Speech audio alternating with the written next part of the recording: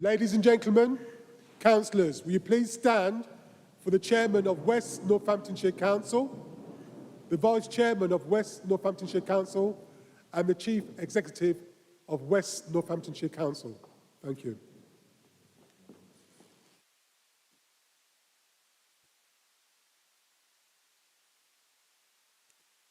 Thank you. Please sit.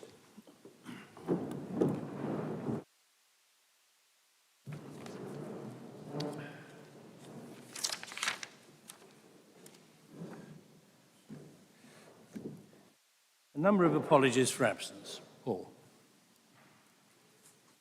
Thank you, Chairman. Apologies are received from Councillors Rebecca Breeze, Catherine Russell, Winston Strachan, Rosie Humphries, Lisa Samiotis, Charles Morton, Karen Cooper, Greg Lunn, Janice Duffy, Muna Kali, Emma Roberts, Gareth Eales, Terry Eales, Maggie Clubley, Sam Rumans, Terry Guilford and Sue Sharps. Thank you. Are there any declarations of interest from members and officers to make now? Thank you. May I sign the minutes of the previous meeting as a true and accurate record? Agreed? Thank you. We have some guests at the back of the room. Kate Ironside, Senior Lecturer in Journalism and Media from the University of Northampton, with some of her students to observe the meeting. Wish you a warm welcome and hope you find the meeting interesting. Kate, would you like to wave? There you are. She's on the left there. Splendid.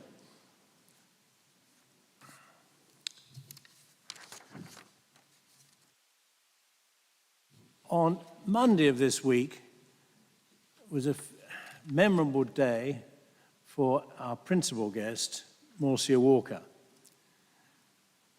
The role of Vice Lord Lieutenant is one that expires when you attain a certain age. I wouldn't dream of saying what that age is, but whatever it is, I'm sure Marcia and a lot of people would regard it as inappropriate because she has been a most tremendous Vice Lord Lieutenant for some years. Born in Jamaica, she followed her father and was immediately active in the community in Northampton, joining the Girls' Brigade and local church, and she was an expert in netball. Following teacher training, she taught in most types of secondary schools, including special schools. And she progressed to school advisory work as an advisory teacher in equalities and advocated arts as the obvious medium for promoting equality issues. She was appointed coordinator for supplementary schools in Northamptonshire, which run, amongst other things, classes in worldwide culture. She was appointed by David Lang Deputy Lieutenant in 2018 and Vice Lord Lieutenant by the current Lord Lieutenant in 2021.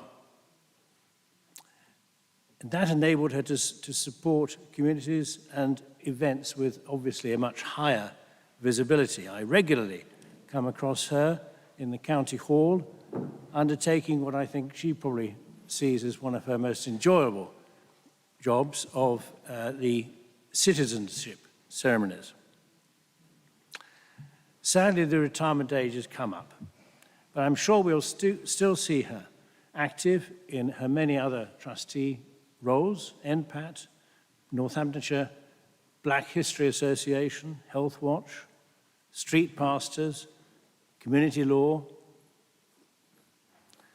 Marcia, you may well have retired from your VL career, but not from many other forms of Northamptonshire public life. We thank you for your dedication, your tremendous vitality and energy and commitment, and wish you very well for the future.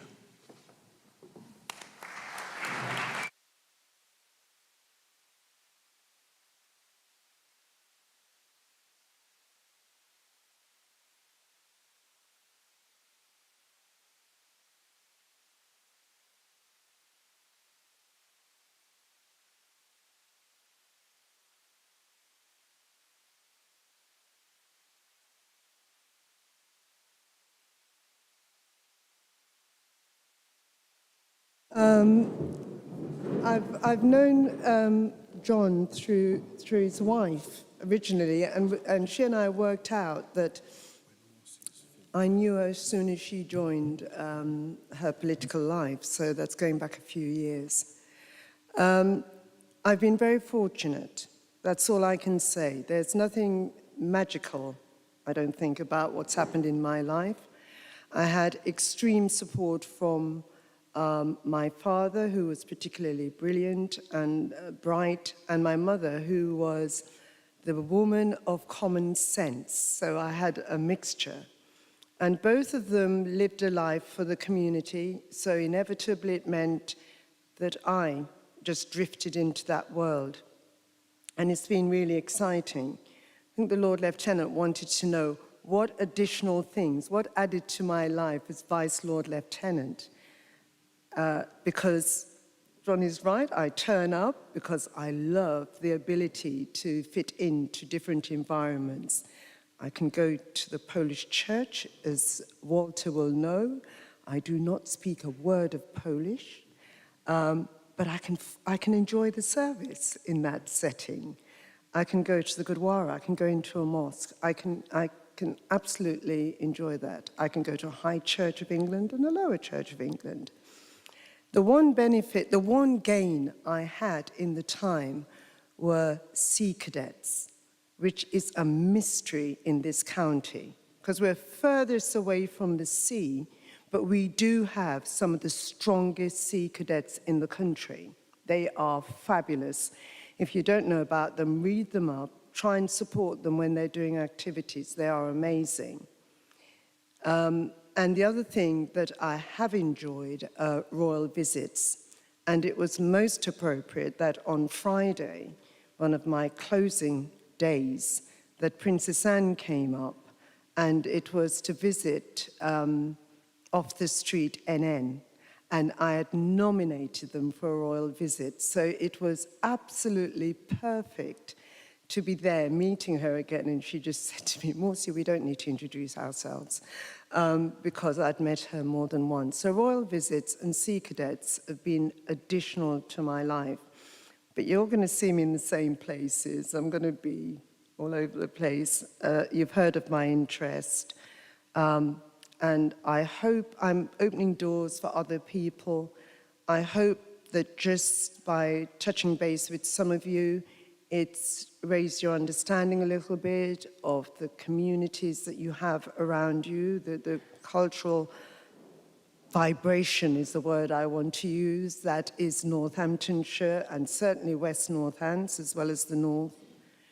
And I just want to carry on doing what I do best, which somebody said is just enabling. It doesn't mean that I have to do something. If I can just point somebody in the right direction, that's good enough for me.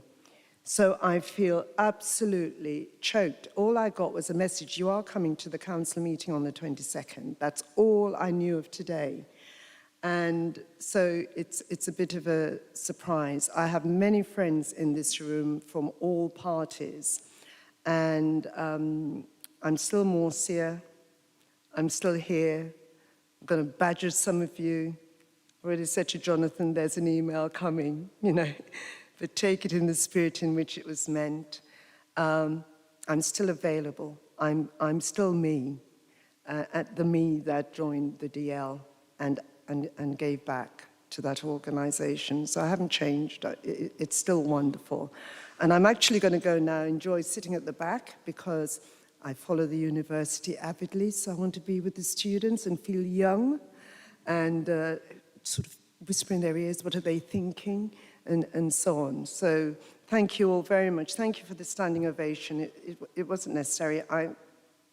I do what I do, and I'm not doing it for any reward, but hopefully people in the community are benefiting. So thank you.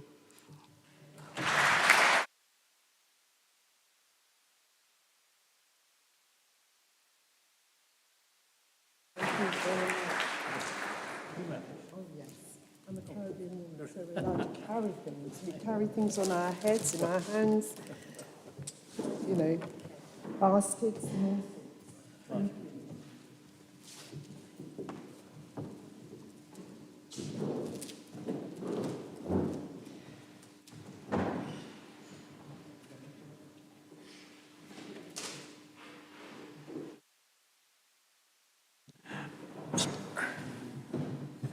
Where am I? Splendid. From the sublime to the ridiculous, there is a car blocking another vehicle. So we shall see whose car it is at the moment, because one of you are going to stand up, hopefully. KP72CZW. No owners. KP72CZW. Well, there we are. It's a maroon Toyota, apparently.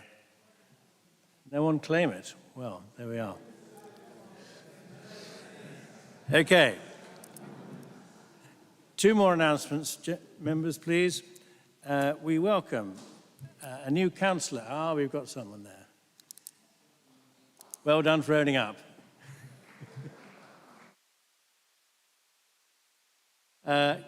Councillor Carl Squires, make yourself known.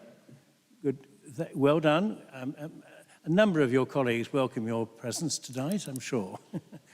No, it's marvellous to see a new member, and I'm sure you will enjoy the experience. If you stay here, yes. If you manage to survive 12 years, you may find yourself nominated as an alderman, which is my final announcement. The intention is that nominations are now open for members to nominate aldermen following the process agreed at council in May, and the alderman scheme, which is a document attached to the May agenda papers. And so following that scheme, members are invited to nominate aldermen of the other authorities whose arrangements did not involve the selection of aldermen before their demise, 12 years exemplary service, and that's briefly the criteria. A number of nominations have already been made, and the nominees stay open now for another couple of months. The intention is that in May, when we have what is usually a shortish annual meeting, that a meeting takes place immediately before that, because aldermen must be created at a special meeting. And so the intention is to have a special meeting to create aldermen at 5 o'clock on the Thursday of the annual council in May, followed thereafter by the normal annual council. Item 5. There'll be no petitions to present, but there have been 3 requests to address the meeting. Mr. Dave Pearson, Ms. Tina Matthew, and Councillor Jane Birch, in that order. So, Mr. Dave Pearson, would you like to take your position?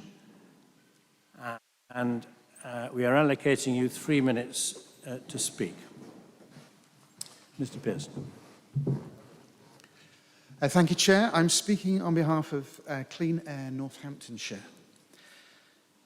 Budgeting is about priorities and values. The highest priority for this council is surely to protect the lives of its citizens. Public Health England estimates that 102 people die in Northampton each year due to air pollution, and thousands more survive with the debilitating consequences of heart disease, cancer, emphysema, chronic obstructive pulmonary disease, dementia, asthma, and stroke. Successive councils have dragged their feet for 2 decades on Northampton's toxic air. The only tangible mitigation thus far being a bus lane on the Weedon Road. There was almost a cycle lane on the Billing Road, but you chickened out at the slightest opposition. Despite having 7 air quality management areas, this council has no action plans to tackle them, nor indeed an air quality officer to devise those plans year after year. It wasn't until DEFRA began a disciplinary process on the 31st of August last year that things started to happen. An air quality officer was finally appointed, but only part-time. DEFRA sent a letter in October warning the council about its lack of an air quality action plan. The Cabinet said nothing. DEFRA sent a final warning letter in December. The councillors were not informed. The final step in the process is a ministerial letter with a Section 85 direction due next week.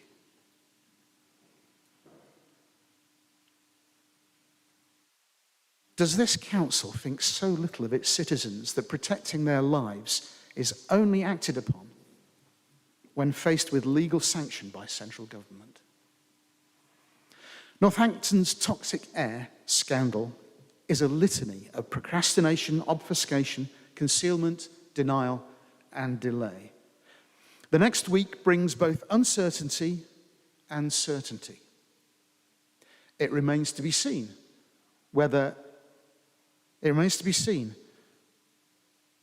this reluctant attempt to finally produce an action plan is sufficient to avert ministerial sanction. But what is certain is that next week, 2 more people will struggle to draw their penultimate breath, then their ultimate breath, then struggle no more. Shame on you all. Thank you. Thank you, Mr. Pearson. Thank you, Mr. Pearson. Ms. Tina Matthew.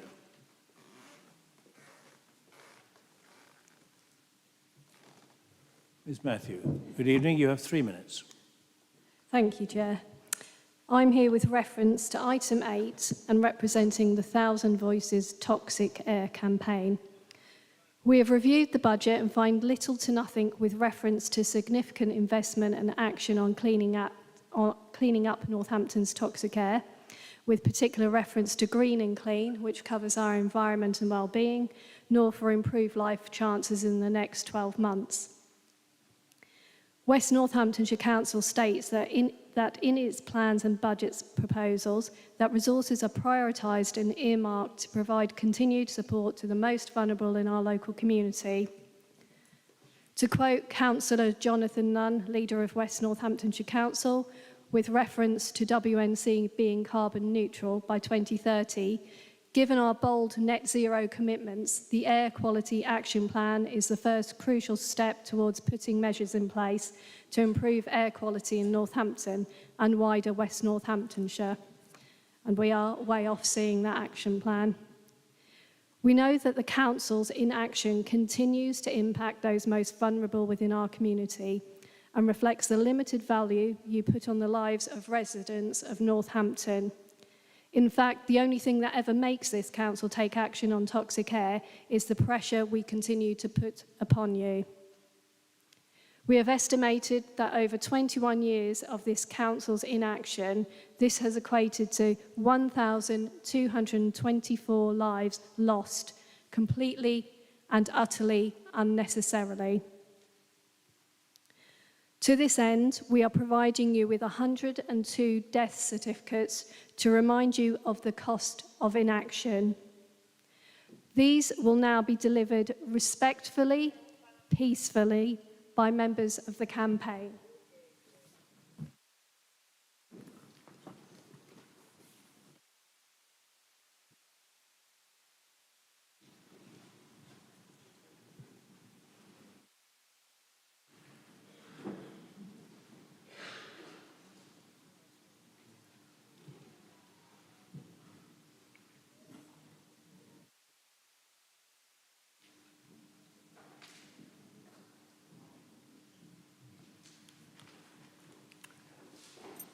Thank you. Have you finished? No, just one more thing to say. The death certificate has the name on it, a Northampton resident. Perhaps you could choose which one of your constituents' name should replace this.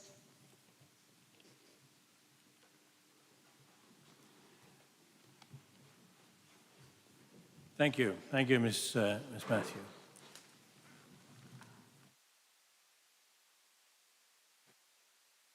Councillor Jane Birch.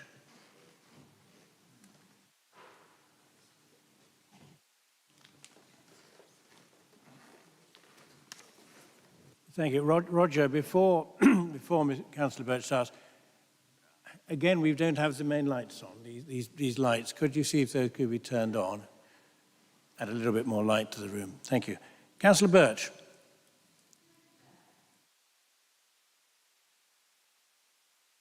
Microphone.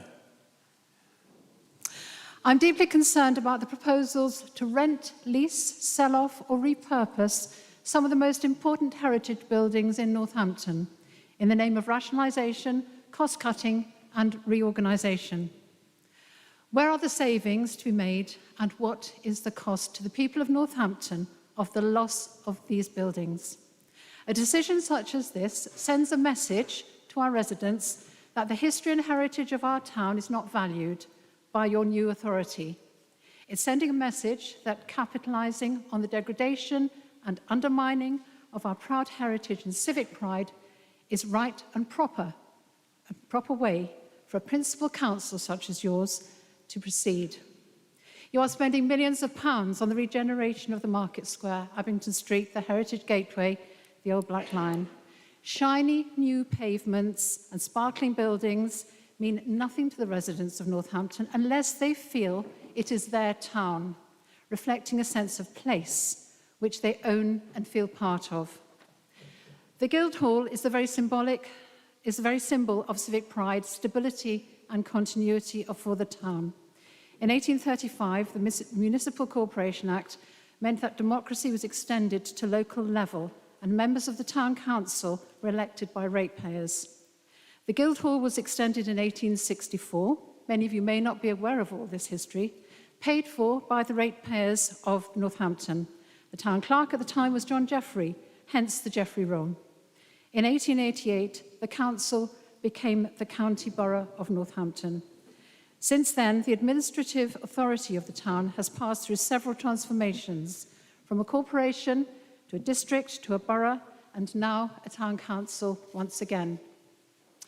The Guildhall has been at the heart of Northampton since its construction in 1864. The story of the town is reflected in the buildings, the stone carvings, the paintings, the 800-plus mayor's shields, the first being Walter Tilley in 1215. Statues of King Richard I, who granted the first charter in 1198, and King Henry VII, who established the town council in 1489. The knowledge and understanding of this engenders civic pride and a sense of belonging in the residents of the town. Without this, the millions invested in regeneration will never attract the independent traders, entrepreneurs and businesses which will bring people back to our town. Our biggest asset is our history, our heritage and our cultural offer. Others can follow if we show stability and trust in local government. Consultation is needed with the residents and heritage groups of Northampton to seek their views on the future use of our heritage assets, the Sessions House, County Hall, the Judges' Lodgings, the Guildhall. Where is the financial strategy surrounding the repurposing of these buildings? What will be lost? Where is the gain? And I urge you, along with others, many others, to reconsider terminating the Town Council's lease on this Guildhall, to open negotiations with the Town Council, to work in partnership, to respect the Guildhall as the historic home of the Town Council and the Mayoralty. If you do not, you risk losing an anchor tenant. We pay £85,000 a year. I hope I have explained what will be lost. Please tell me, where is the gain? Thank you.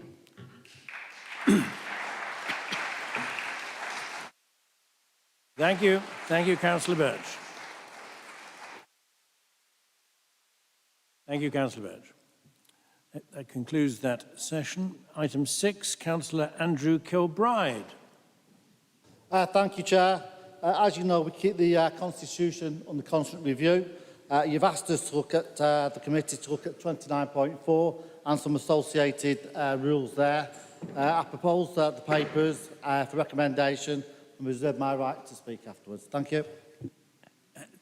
Thank you. Councillor Nigel Hinch. I'm happy to second this motion and I reserve my right to speak. Thank you. One notified speaker, Councillor Harry Barrett.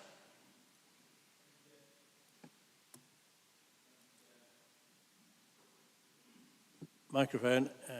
Yeah. Nigel Hinch, Andrew Kirkbride, have you got your mics on? Oh, we're okay now. Hello? Oh, there we go. Thank you. Thank you, Chair. So this has been a pressing issue, really, over the last few months, and there's been quite a few opinions on it. And I'm just at the view at the moment that with the 21st century that we live in and the variety of disablement that we have as a population and in this room as well, via seen and unseen disability, I think it's a rational and logical next step to remove the expectation of standing while speaking. I think it's important we recognise that everyone is different. Everyone has different causes of pain. Everyone has different views on whether they want to do that as well. And I think it's really important that we recognise that as an authority and remove that burden, because it does feel like that to some councillors who I've spoke to. So I think we're in the 21st century and we need to start acting like that as well. If people want to stand up, great, over to you, but there shouldn't be that expectation for people who can't or maybe struggle to, and then that removes their participation from any discussion. Ultimately, that's not what we want. We want everyone to be open and transparent in this room and have the ability to, if they wish to, contribute. So I think we must remove barriers to that, and I think this is a logical next step. Thank you. Thank you. Councillor Kilbride, anything further? Go to the vote. Thank you. Thank you. I had Councillor McCord. Apologies to you. Councillor McCord. It didn't take long, Chairman. This is the first time, Chairman, the independents have had the chance to see an input into what is being proposed. Democracy and standards should be open to all parties and none on this council. Or is it that we just adopt the yes minister approach? As Sir Humphrey said, you dispense with the tricky part in the title, democracy and standards. This committee should be taken out of the political balance calculations and all members represented on it. And for those wondering, yes, I did do that when I led SNC. This amendment shows a lack of thinking. At present, the Constitution states members should stand, and that has been observed in the breach. Now the Constitution will be silent on how members address the chamber. Standing, sitting, riding a tricycle whilst balancing a tin of beans on your head will all be in order. Surely it should have said members shall stand or sit whilst addressing the chamber, or alternatively, the chair shall direct if members shall address the chamber standing or seated. On the other changes to notices of motion I can live with, but we do need to rethink the timetabling for the budget meetings.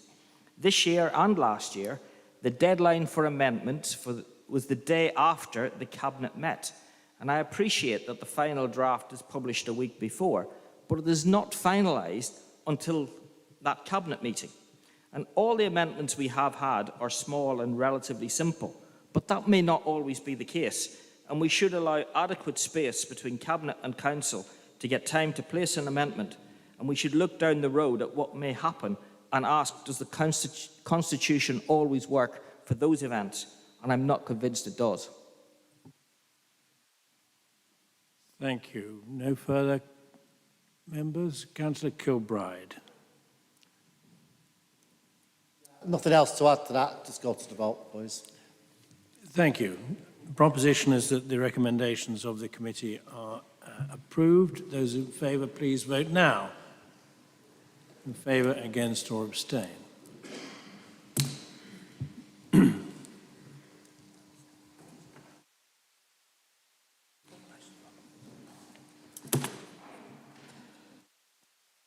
Thank you. Proposition clearly carried. 62 in favour, 2 against, 3 abstentions.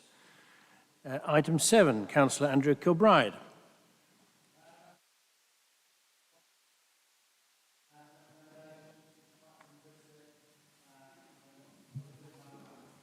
Thank you. Councillor Grant.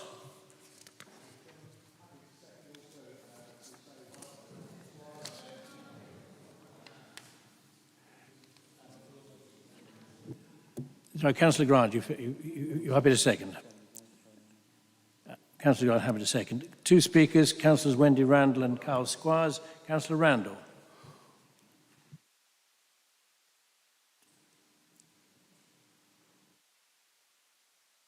Oh, Councillor Randall not here. I know she's in Kent, wasn't she? Yeah. Yes, no, I'm aware of that. Okay, Councillor Squires. No, I've been... Okay, we'll come to you in a minute. Councillor Squires.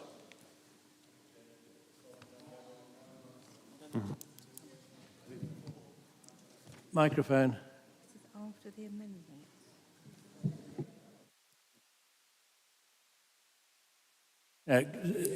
Councillor Squires, your mic's not on yet.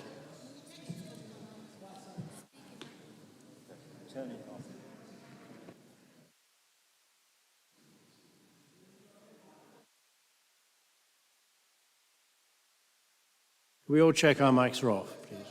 It's got it. Yes, it looks like a new boy error. Sorry, Chair. Right, Councillor Squires. Thank you for allocating a committee place to our group. I'm looking forward to representing East and West Hunsbury in the Council Chamber. I would like to thank the Electoral Services team for an efficient by-election and the speed of the count, and also Democratic Services for the way that they got me up and running very, very quickly. It's good to be back here in the Guildhall. It's over 30 years since I was here last as a borough councillor, and I intend to represent Hunsbury for many more years to come. Thank you, Chair. Thank you. Councillor Stone. It's Councillor Purser. Councillor Purser.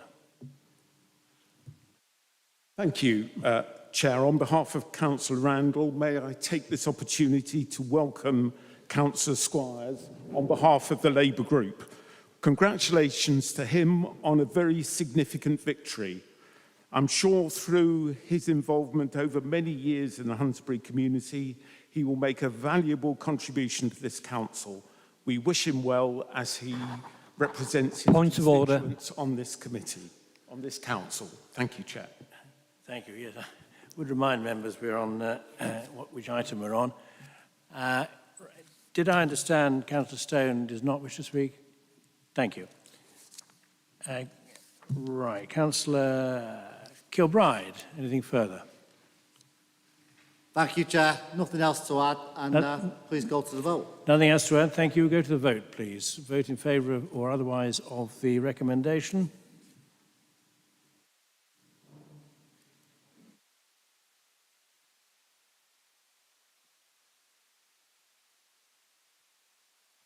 Thank you. Clearly carried. 67 with no other votes. Thank you.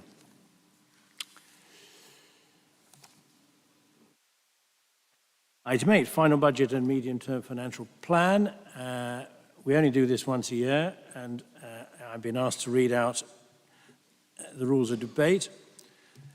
A protocol for debating the budget has been issued following the requirements set out within the Council's constitution. Councillors will see a copy of the protocol on their desks.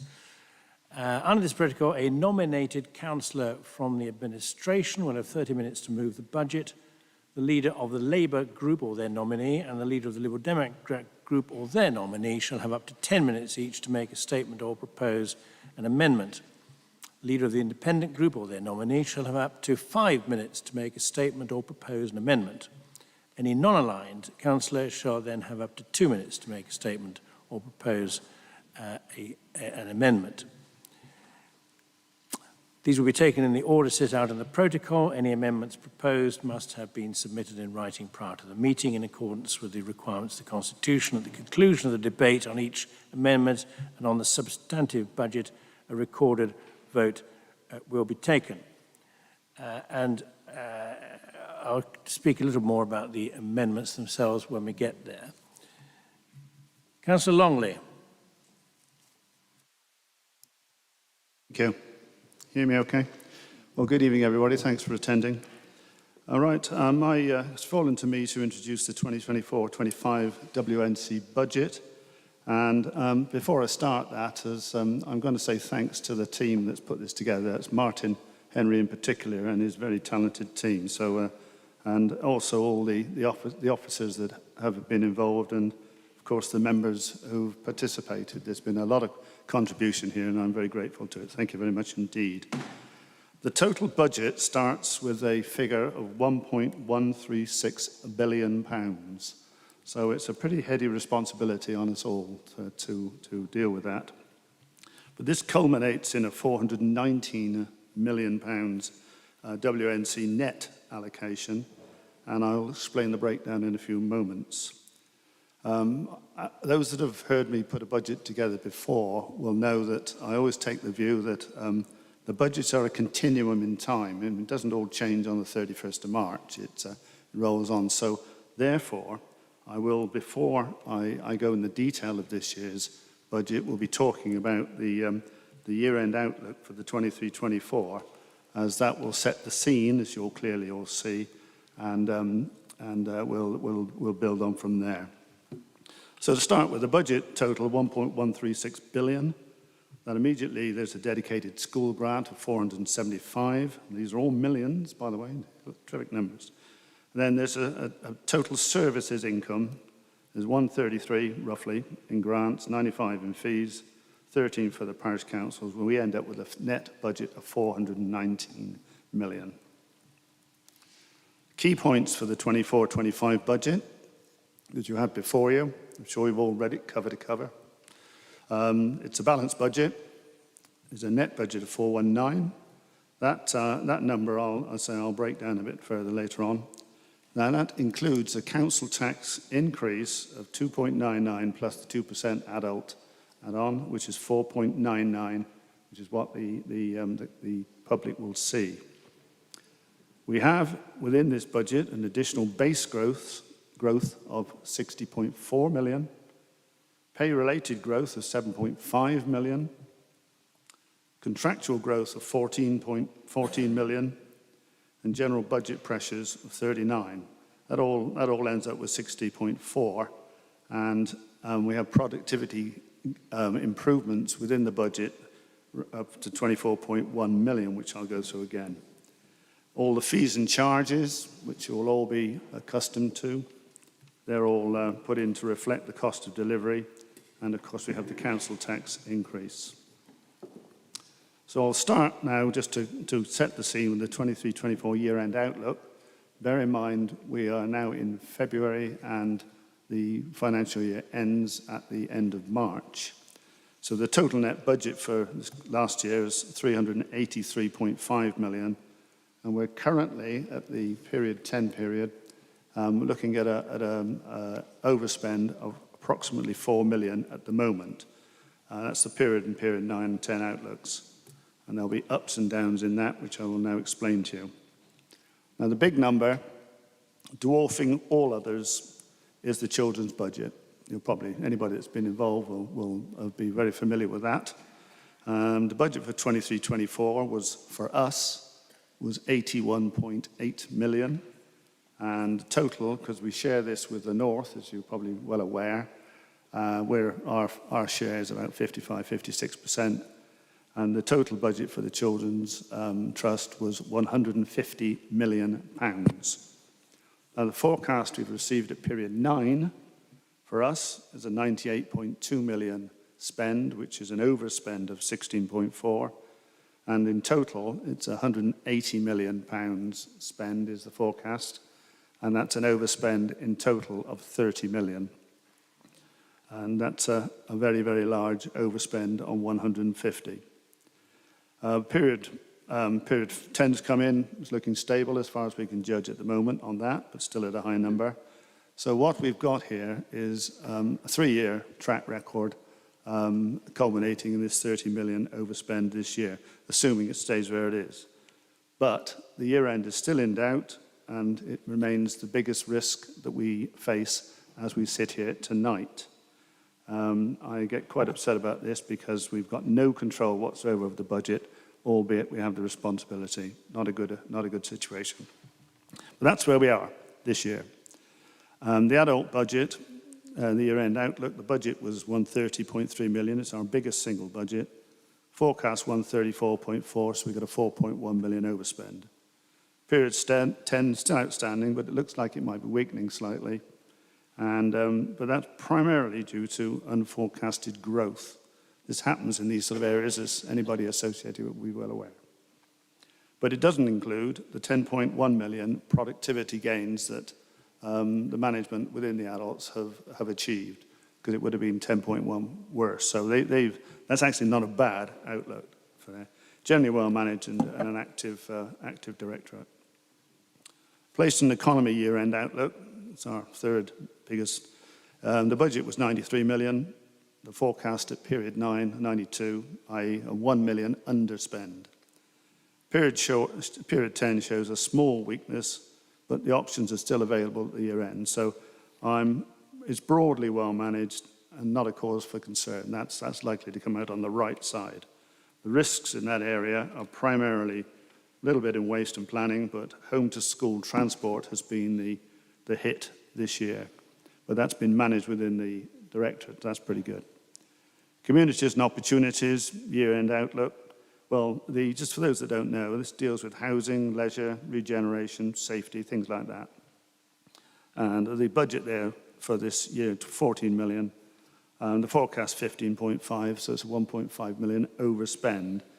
Period 10 shows an improvement on that, 0.4, and they've been in the last month, they've been improving month on month, so I've got hopes there. The risk lies in the temporary and supported accommodation, which you'll all know is a problem to us all. Competently managed with improving figures, so not concerned there. Corporate services, year-end outlook. Now, for those that don't know, that's HR, legal, customer services, IT, democratic services, amongst others. Budget for this year, 18 million. They're coming in at 17.6, so they're on the right side of the line. And the outlook of period 10 shows us a further improvement of 0.4. It's a competently run operation. Expect the year end to improve a bit, so very comfortable with them. Chief Exec and Educational Services, I put these in together, they're fairly small. The budget for Chief Exec, 2.9, smack on budget, looking good, well done Chief Exec.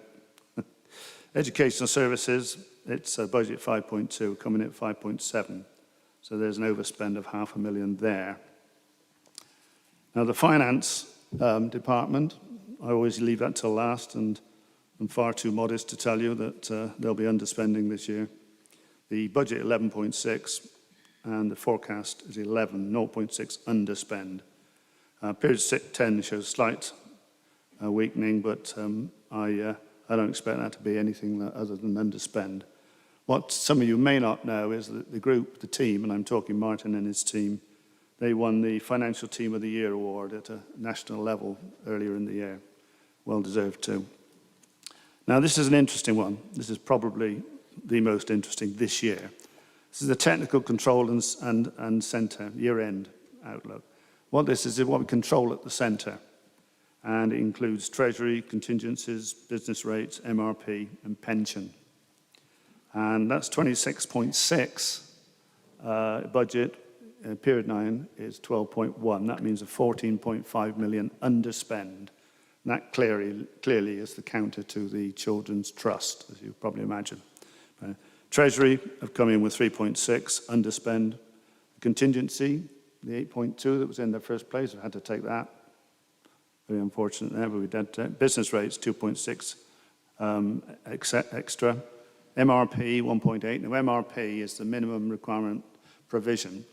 This is a figure you put in based on the capital borrowings that you have to put this contingency in there to, or a provision rather, as if you were paying back the capital, because you've got to pay it back someday, so you make a provision accordingly. And that's always a subject of considerable debate, whether it should be this or should be that. Anyway, the 1.8 is in there at the moment.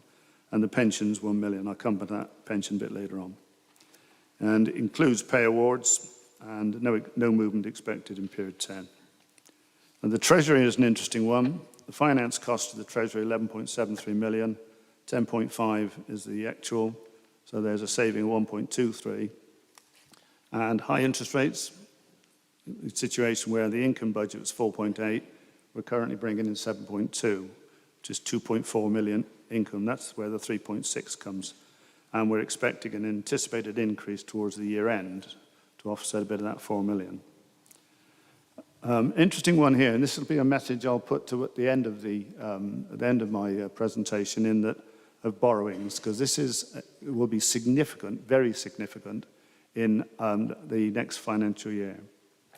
The current balance of borrowings is for WNC 318 million and the HRA 209, making 527. Now in 2021, which was vesting day, those numbers were 354 and 214 respectively, which means 568. What that means is that during this last 3 years, we have reduced the borrowings of WNC by in excess of 40 million, between 40 and 50 million. And that's a very significant thing where we've increased capital expenditure, we've increased borrowings within the HRA, and we still have reduced borrowings. Bodes well for the future, Bob. Yeah. So the Treasury at the year end, with borrowings of 522, investments 98 million, so the net borrowings 424 million. And that includes 43 million LOBO loans. Now, for those that have never heard of LOBO loans, which was me not many years ago, a LOBO loan stands for Lender Offer, Borrower Offer. And these were taken up many years ago and by the banks, and the banks have a situation, they set an interest rate long-term debt, and when circumstances change at strike points, they come along and say, right, now the interest rates will now be, and they dictate what that might be. So you either pay up, and if you haven't got the cash, you have to, or you pay off, you buy them back. Now, just recently, we bought back 10 million because that very situation happened. And every opportunity, we will reduce those LOBO loans. They're very dangerous loans. We don't want them. When I first inherited these at NCC, they were 200 million, but we are now down to 43, and hopefully see the back of them as rapidly as we possibly can. More about that later. Now, so, but the operational borrowing, we're borrowing 522, net 424. The operational borrowing limit is circa 700 million. So we've got headroom, quite a bit of headroom. So that's this year. So we're looking to have a small overspend, might be reduced that, we'll see. Depends how Children's Trust perform over this last quarter. And I just don't know what that'll be. Right, moving on to this year. Now, the Children's Trust this year, 24-25, this is the significant, very significant budget, obviously. Very poor financial track record. Can't speak for what they do with children, but financially, strictly. And the base this year, last year was the base last year, this year was last year was at 80 million. 98.2 is the closing forecast. So what we're doing this financial year coming, we're giving them a budget going up from 80 million to 97.8. So that's a 22.3% on the year-on-year, and but only a 0.5% on the year-end outlook. Now this is very significant because there's budget pressures within there. There's they're taking a little bit from their reserves, 3.3. The 180 million that we're looking at now for next year, that includes a £9 million productivity input. And that we've got teams of people in there supporting them to do that. Now, if they hit that 9 million productivity, they will hit their budget. If they do not, they will not. And we will have to take the consequences of that action. So it's very much in our interests to help them as best we can. Greatest financial risk based on performance to date, fairly obvious. Again, I go back to my whinge at this. We've got a responsibility without control. We're helping them as best we can. We can influence them, but we don't control them. So we get what we get. In adult social care, the base 130, closing forecast 134.4. The budget this year will be 142.8. Again, another significant increase. It's a 9.85% year-on-year and a 6.25 year-end outlook increase. Inflation-related contracting 7.8, pay 0.9, budget 12. Productivity needs to be 7.9 million to hit that number, given those pressures. Always a risk area, but we got good management in there, and that's likely to be there or thereabouts, I would like to think. Place and economy, the key points there, second largest budget. Opening base 91.6, closing forecast 92. So the budget for 24-25 is 96 million, so 4.4% year on year, or a 4.33 on the year-end outlook. So inflation rated 5.2, pay 0.76, and budget pressure 3.2. Productivity requirement from there is 5.8 million, given that. Now, the key point there will be home to school transport. That's been an issue this year. It's knocked big numbers out of us, and we believe we've now put that to bed. It's a stable management, so no horrors should be expected, despite the pressures, and very capable. Broadly speaking, I would expect them to come home well. Communities and opportunities, key points. It's a modest budget. Explained earlier what's involved, so I won't go through that again. Opening base 12.8, closing forecast 15.5. So that's a big overspend coming. I think they've got on top of that now. It's an improving situation this year, so therefore I expect that to roll through to next year. And the budget is 13.6. That's a 6.3 year on year and a 12.3 on the year-end outlook. Inflation-related contracts, budget pressures, and so on. Productivity of 2.7 we would expect from there. Corporate services, key points there. A modest budget again, explained earlier. Opening base 17.8, closing forecast 17.6. The budget is 17.8, so that's pretty much level on a year-end outlook as well. So they have pressures, about 3.5 million, and they've got productivity programs in to counter that. So well-managed area and productivity driven by their very nature. Good crew. Chief Exec and Education Services, I won't dwell on this long because it's the opening base chief exec is 2.8. Budget for this year is 2.7, so that should happen. Education Services 5.7 going to 5.3. That will be a bit of a stretch, I think. We'll see. Finance, key points then, modest budget again. Opening base 10.9, closing forecast 11. So the budget will be 10.7, so it's a 2% decrease year on year, 2.7 decrease year-end outlook. Few items there, some productivity in there, hard to see it in there, mainly staff. Should remain stable. So we come to the wonderful one of centrally controlled budgets, and you recall that was our saving grace for this current financial year. And again, we've got a budget in there, 32.8. That's up from the 27 for last year, closing forecast 12.1. So we would expect that well, we'll see where we go on that. That's to support what else happened. There's a contingency in there of 10 million, and that's because we had a bit of a windfall government-wise. Now, we clearly don't intend to use that contingent unless we have to, and if we don't, then of course there'll be a very interesting debate on what we do with it, should we not need it. There's pensions are in here, 7.5 million, treasury costs, MRP again, insurance, bad debts, and things of that nature. So that's for that one. But that is an area that we will need to keep our eye out on for obvious reasons.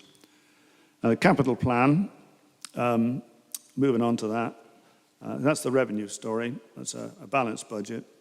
The capital plan, all capital proposals always proceed through the CAB system, as you probably, those that are familiar with it will know, that's the Capital and Assets Board. And if a project comes along and it's fully funded, well, it usually goes through, no problem at all. If a project comes through with productivity, i.e. a payback, it's got a business case, and the business case is good, it will get there. We have a situation whereby we're in a very fortunate position with the capital. we're reducing capital despite investing more. And I'll explain why that is in a minute. If it's a statutory or business critical, well, you know, that's got to do it perhaps. Part funded, maybe, look on its merits. Desirable, unlikely.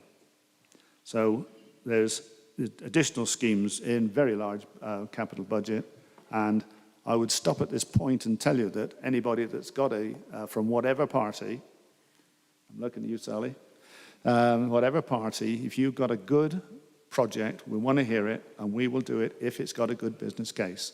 Just come and see us.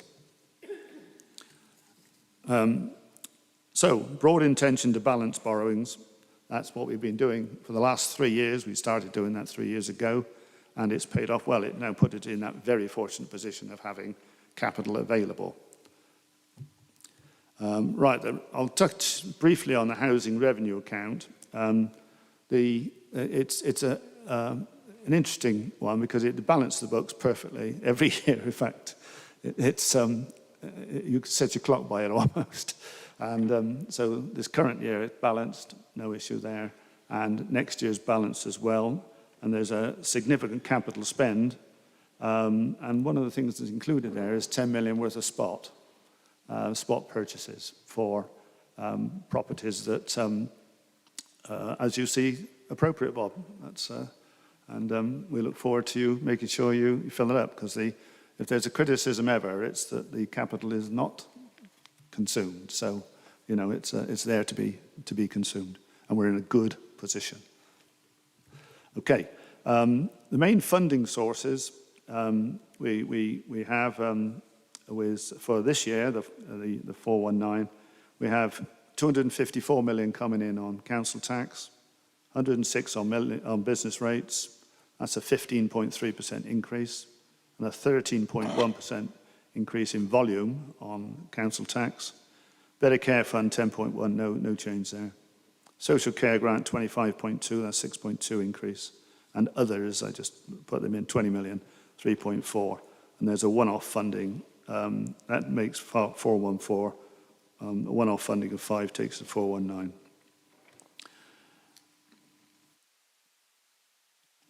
Well, here we go, productivity and investor save.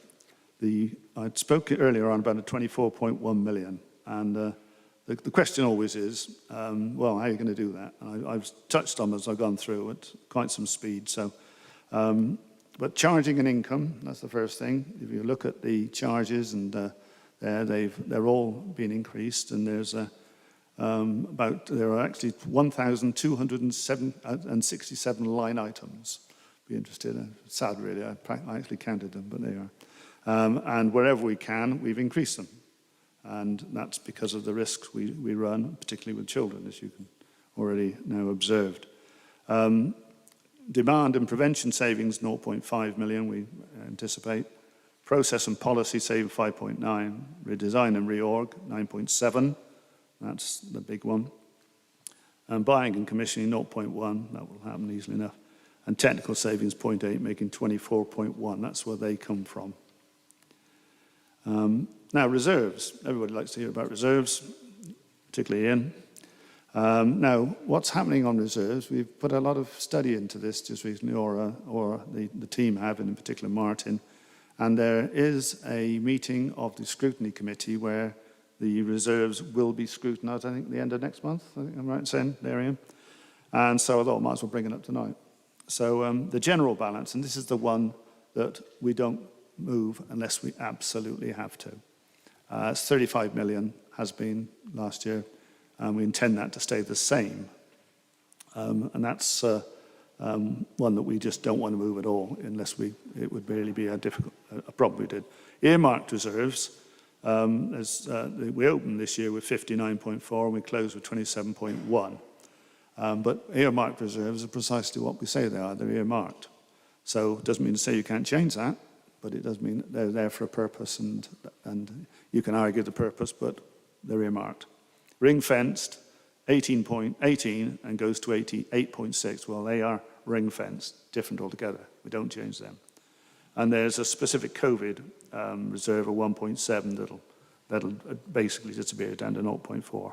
So that means the year-end reserves will be the 35 plus 36.1, which is 71.1. And it's actually, if you look at the write-up here, there's a pretty reasonable explanation given in the report to the various different uses. But the scrutiny will tell the tale. And if you also look at, there's a rather important statement there, is the 151 officer's statement on reserves. That's very significant. Dedicated school grant, total grants 475, schools 355.4, 3.48 increase. Now this is interesting. The early years is 45.2, and that's a 62.37% increase. That is a big increase, obviously. High needs, 70.7, and that's 3.56. And the central services, 3.7, which is a reduction of 6.12. All in all, a 7.1% increase on last year, 475. The housing revenue account, P9 forecast in balance, reserves to stand at 6.55, which they've stood for some time, never seem to touch them. New build capital's in there, as you can see, a big number. Now, the important points here is a 7.7% increase on the rents in line with government national rent standard, and that's for the 1st of April. And so that will take place. Pension fund, that's interesting. I won't talk too much about this, but in 2016, it was as low as 78% funded. At the last meeting, we were 148% funded. That's an inter-party thing, so those that are on it from the various parties, well done. Now, the summary then, we've got a couple of minutes left. The net budget, 419. The balanced budget is as presented, it's balanced. Average council tax of 4.99. Additional base growth of 60.4. Productivity, 24.1. The outstanding risk with National Northampton Children's Trust, based on track record, limited risk with adults, and the balance of directorates, modest risk. So we get children and we contain adults, where we'll fly it. So the major points to take away from this, if you will, please, folks, is that the NCT is the high risk, and that's predicated on the £9 million productivity. That's a big ask. The positive you can take away from it is the capital position is very, very good. And we should be looking at every productivity program we can come up, whatever party, then we're all ears. Bring it on. Finally, to finish off, thanks again to Martin and the team, all the officers and members who participated. So, Chairman, I propose this budget accepted by the Council for the financial year 24-25. Thank you very much. Thank you. Councillor Kevin Parker. Thank you, Chair. Happy to second that motion. I reserve my right to speak. Thank you. Thank you. We have Labour Group amendment stroke draft budget. Now we take the 5 amendments together, so the debate will enable members to speak to them all together. And at the conclusion of the debate, we will take individual votes on the individual 5 amendments. Councillor Keith Holland-Delamere.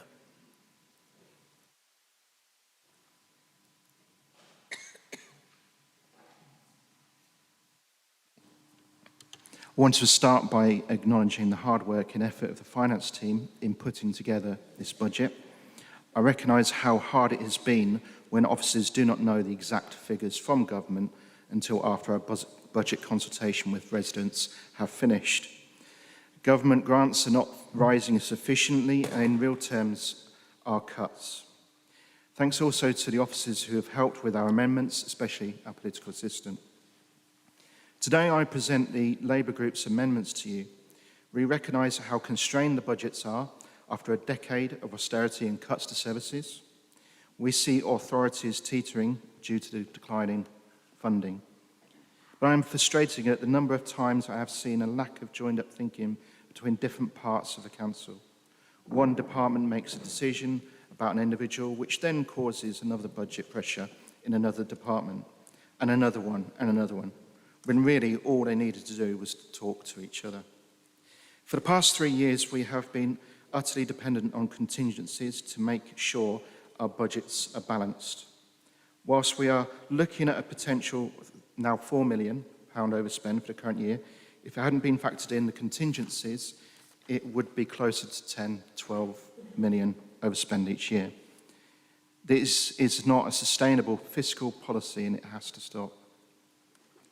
Our group has repeatedly suggested preventative measures that will change the narrative, but this budget is very sparse and limited on preventative transformation. Instead, we are filling in ever-widening gaps in services. This budget represents a complete lack of imagination. It appears at times we are on autopilot. We recognise how a failure of this Conservative government over 14 years has not resolved many challenges local government has faced, and how they have repeatedly delayed decisions and interventions to fix broken Britain. The pace of change of this authority has been slower than many of us had hoped because the challenges are numerous. Whilst modest, our budget amendments try to set the scene for a future, bolder approach to not only improve the current state of services, but measures that will try to change the narrative of declining services through insufficient resources. So I'll come to our first amendment, which is our housing amendment. The budget is clear about the challenges we face with temporary accommodation and how the delays in building new social homes is increasing our costs. This budget amendment is a project that seeks to take a different approach with an innovative method of building that will deliver new homes in shorter timeframes, thus reducing our reliance on temporary accommodation. Our second amendment, I have lived experience of this, but in my ward, recently West Northants basically published an article about a fly tipping incident in Rectory Farm, Billing Rectory Farm ward. I had a report from the resident. I went with the officers to see the pile of rubbish at the bottom of a residential street. Animal carcasses and some really disgusting stuff. The smell was terrible. So I saw firsthand the value of the neighbourhood wardens in basically finding those individuals for the fly tipping that took place in the community that I serve. This investment will in due course recoup its investment as fly tippers are held to greater account, and residents, both rural and urban in West Northants, will see improvements in our environment. We will also be able to better support the volunteer groups like Little Wombles, whose efforts have made what could have been a worse decline in our environment, even worse, but they've improved it due to the declining service in our own statutory services. We need to support our local communities, both rural and urban, and restore some of the cuts that have happened in our area. Our third amendment is about transporting communities. Our area has a very uneven population, as we know, distribution with most of the population centred in the east of our area. This amendment creates this disparity and uneven distribution of population creates budget pressures. And we need to be more imaginative with a vision of the possibility of connecting local transport and break free from our current broken model. Our next amendment is Amendment 4, which is about clean air. We've been handed this death certificate by those who've given public representation to us today. If we do not act on air quality, we are sleepwalking into a situation where we will have measures imposed on us by central government. It's a choice between us making decisions or continually delaying and having central government make them for us. We have the budgets and allocations which we need to put in innovative and sensible solutions like the ones suggested in our motion. We really do need to make sure that we are addressing the health issues in our communities through the lack of clean air. Our final amendment is very affordable. It's a very affordable suggestion. The benefits are clear in terms of mental health, physical activity, and safer, thriving communities. From our amendment, the following is stark. Outdoor play is a key component in developing social skills and confidence in children, alongside keeping them physically active. 75% of children in the UK spend more time inside than prison inmates. That's stark. I sincerely commend these amendments to the Council. It is vital that going forward, we see budgets can actually deliver clean and green communities where residents have improved life chances with better connected communities and thriving towns and villages through economic development and robust resource management. I commend this to the Council. Thank you. I have Wendy Randall to respond. Councillor Stone, are you? Oh, Councillor Randall. Yes, Chair, I'm very happy to be able to second this, and I'll roll this in with my comments on the first of our proposals, which is to increase the number of social and affordable houses and to be able to construct them at speed. So a number of our projects over recent years have involved converting office blocks to housing and putting new floors on buildings. These are complex projects and really are not swift. So our amendment is to be able to produce houses at a much faster pace than in the past, and of course is predicated on us having the land. But if we can find land for the cricket club, surely we can find land for our residents where people are going to live. This isn't the only solution to our housing problem, but it's one of a menu that we need to develop. And that's having modular housing, manufactured using modern methods and materials, not the concrete panels of the 1960s and 70s, but modern sustainable materials, wood-based, manufactured off-site and brought to their location. We've identified a company setting up in Corby that will contribute to our local jobs in this area.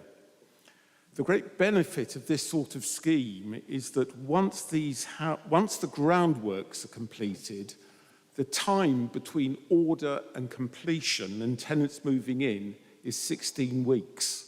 So that's a very significant improvement on what we've been able to develop.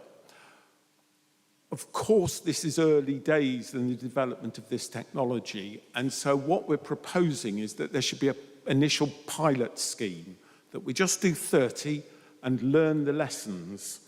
Our thought was that 20 of those would go into our social housing stock and 10 of them would be available as temporary accommodation. But that is a detail. So our first proposal is that, and as I second this motion, that we really see whether we can increase the speed at which we deliver social housing to our housing stock. Thank you, Chair. Thank you. A number of speakers. The first six are Councillors Jolly, Zoe Smith, Hark Joyce, Barrett and Stone. Councillor Cuella Jolly. Thank you, Chair. Neighbourhood wardens are employed by WNC to keep streets clean, safe from crime. They investigate environmental crimes like fly tipping, littering, noise pollution, HMOs, and rogue landlords. They have the authority to give on-the-spot fines and engage in criminal cases against fly tipping. WNC employed 12 neighbourhood wardens who cover West Northants area, which means resources are very stretched. Between April and December last year, 8,225 fly tips were cleared at the cost of West Northants. Meanwhile, only 731 fines were issued for environmental crimes. Last week, Cabinet approved plans for a new contractor to assist on enforcing environmental crimes. This contract is concessionary, which means it does not cost the council anything, as it makes profit from fines. It is essentially fixed penalty notices for profit, some of which the contractor will give to WNC. The opposition's concerns with this is that it is just a simple tick box exercise and will not tackle the problem long term, whereas neighbourhood wardens will be given an allocated patch where they can work alongside residents, businesses to try and fix the root cause of these issues. Our proposal is to increase the number of wardens to 18. This will reduce the pressures on existing wardens, lead further income, and residents will see that the council is committed to making their community a nicer place to live. The total cost of the scheme is $270,000 a year.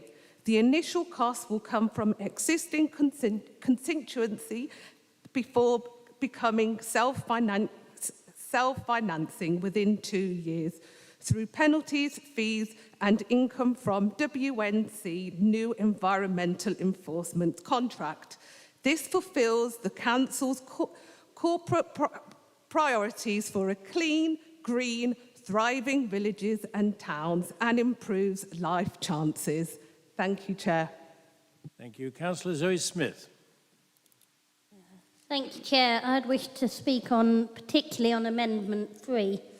I've mentioned many times in Council how our current public transport service in Northampton and in West Northants is not fit for purpose, most particularly for more vulnerable residents, those with disabilities, families transporting children in pushchairs, etc.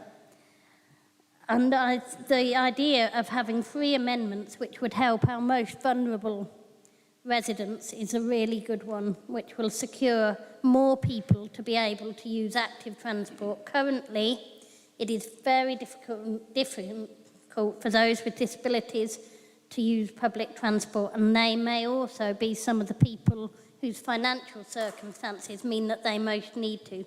So these amendments are really strong in offering some alternatives to people in those situations. So in-house transport for services for young people with special needs and who need home-to-school transport and with vulnerable adults would allow them really effective, environmentally friendly ways of getting where they need to be. The hospital park and ride would clear up some of the pollution around the hospital, most particularly near the Barratt Maternity Home, and that would be really vital. And finally, a circular hop-on bus service would allow us to connect the areas that at the moment are really ludicrously disconnected from one another within our town centres, and allow people to get quickly and efficiently to where they need to be using public transport rather than polluting cars, and allowing people to access a more affordable way of being transported. So I commend that amendment. Thank you. Precisely 2 minutes, I'm obliged. Councillor Inam Hack. Thank you, Chairman.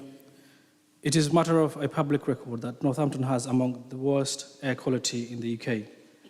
We all saw the statistic that said people in Northampton breathe in equivalent of 185 cigarettes a year because of our air pollution.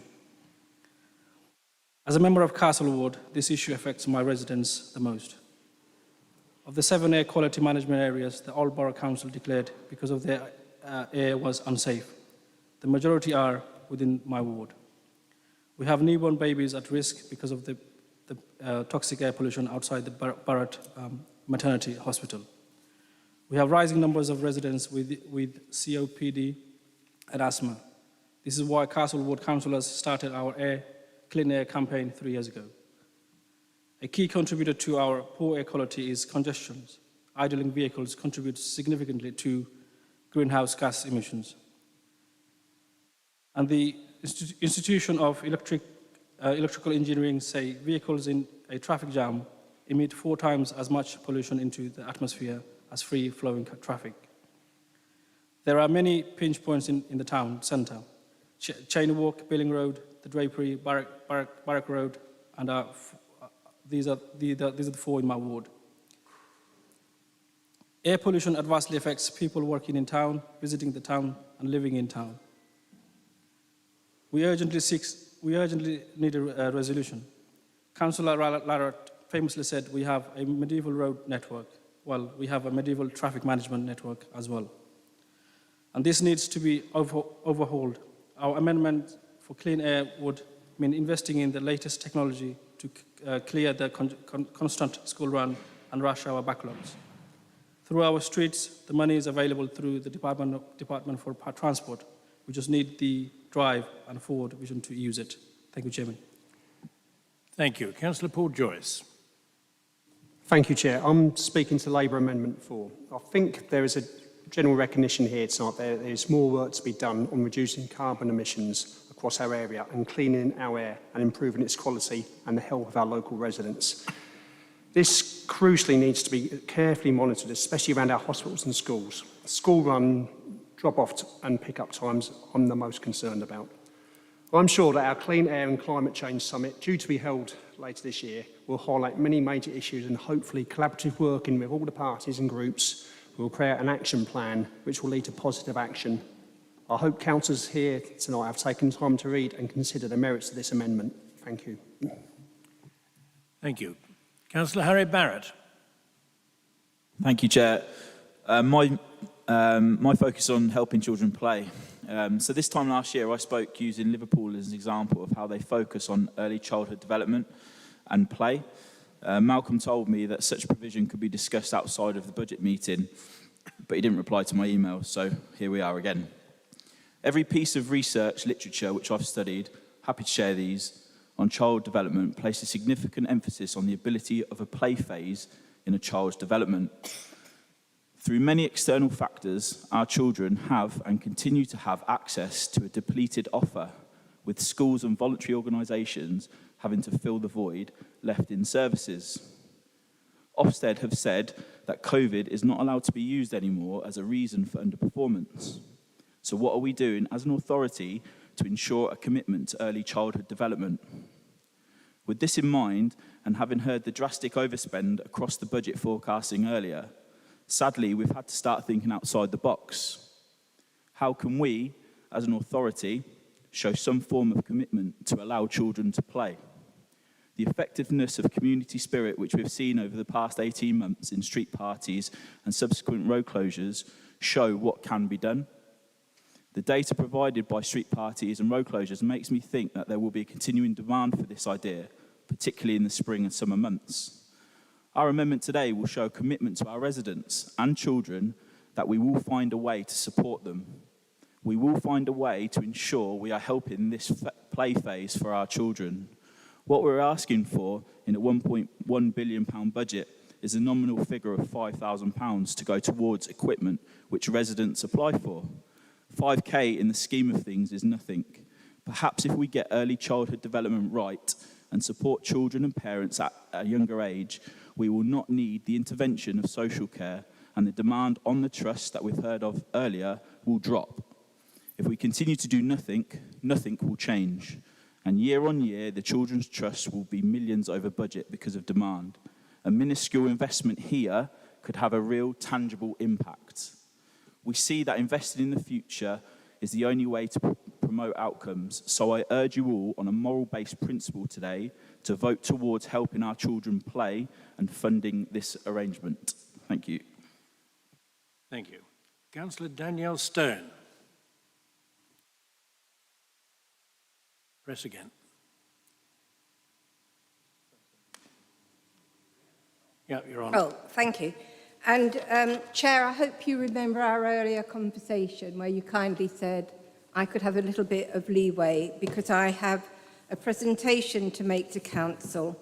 I have in my hand 25 letters written by young people from Castle Academy complaining about the environment around the school.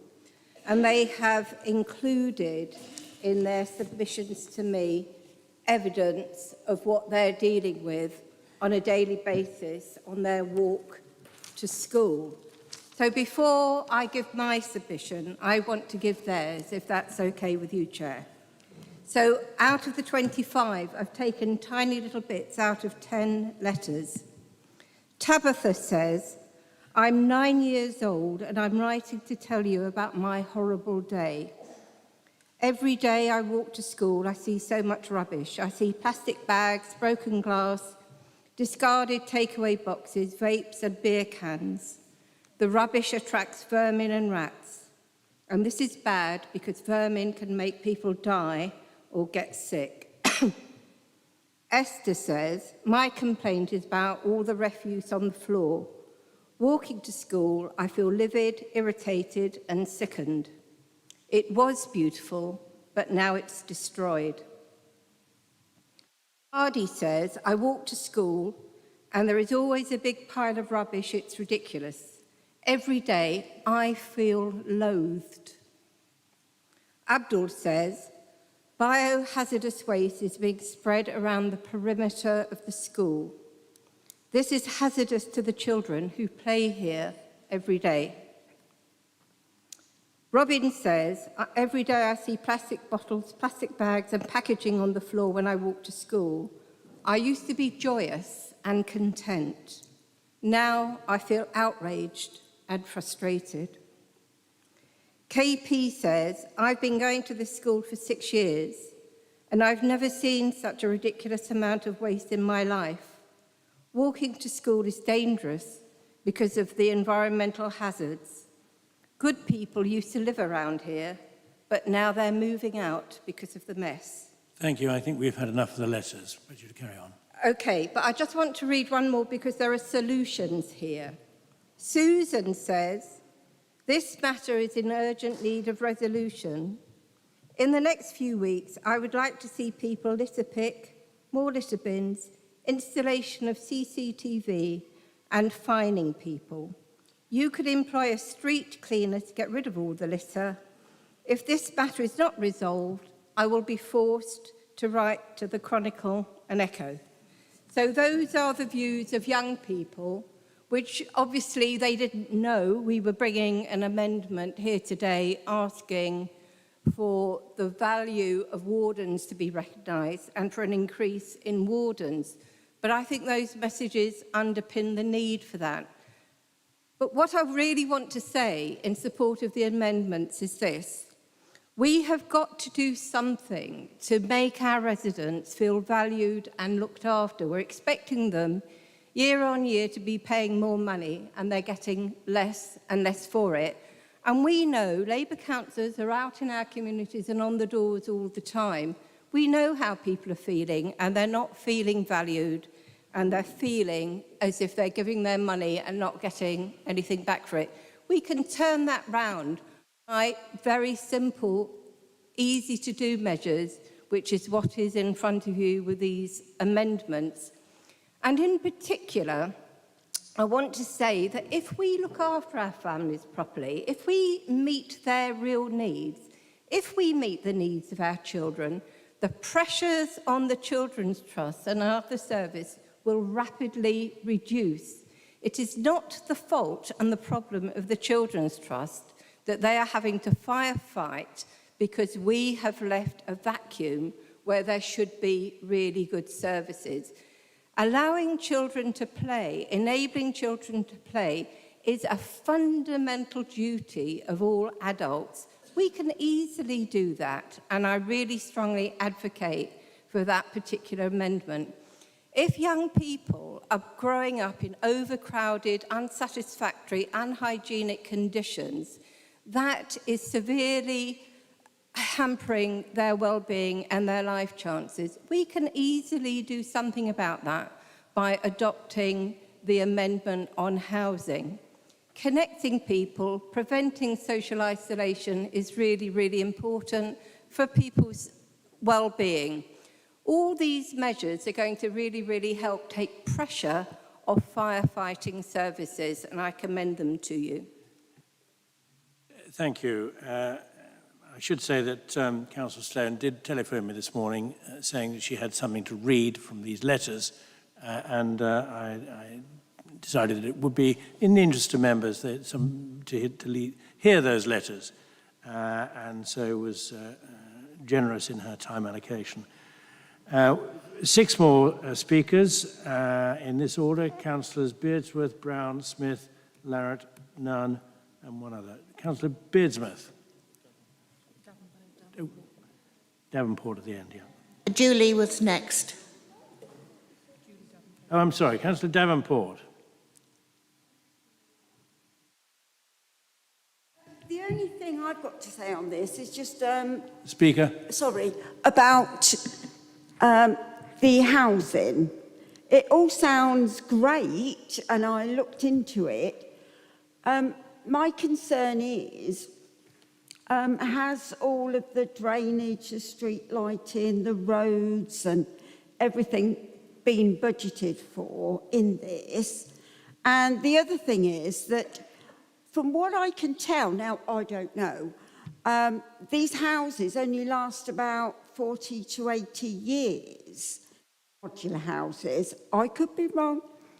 And I just wanted to put across to you something that happened recently with a housing association.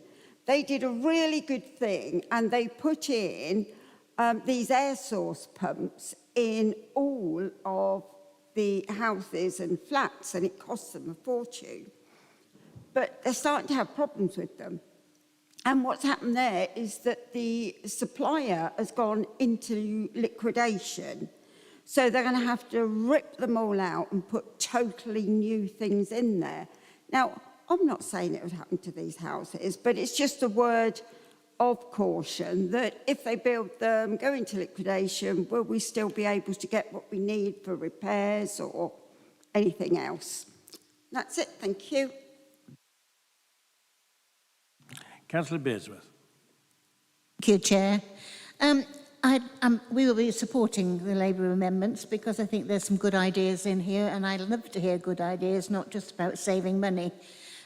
Investment in the Newton carbon modular housing is something I've been banging on about for years. In fact, it was something I raised in the Borough Council years ago because they are passive houses now which generate their own heat. Because they have solar panels on, they can be individually put, they can be stacked into flats. They're very, very, very good.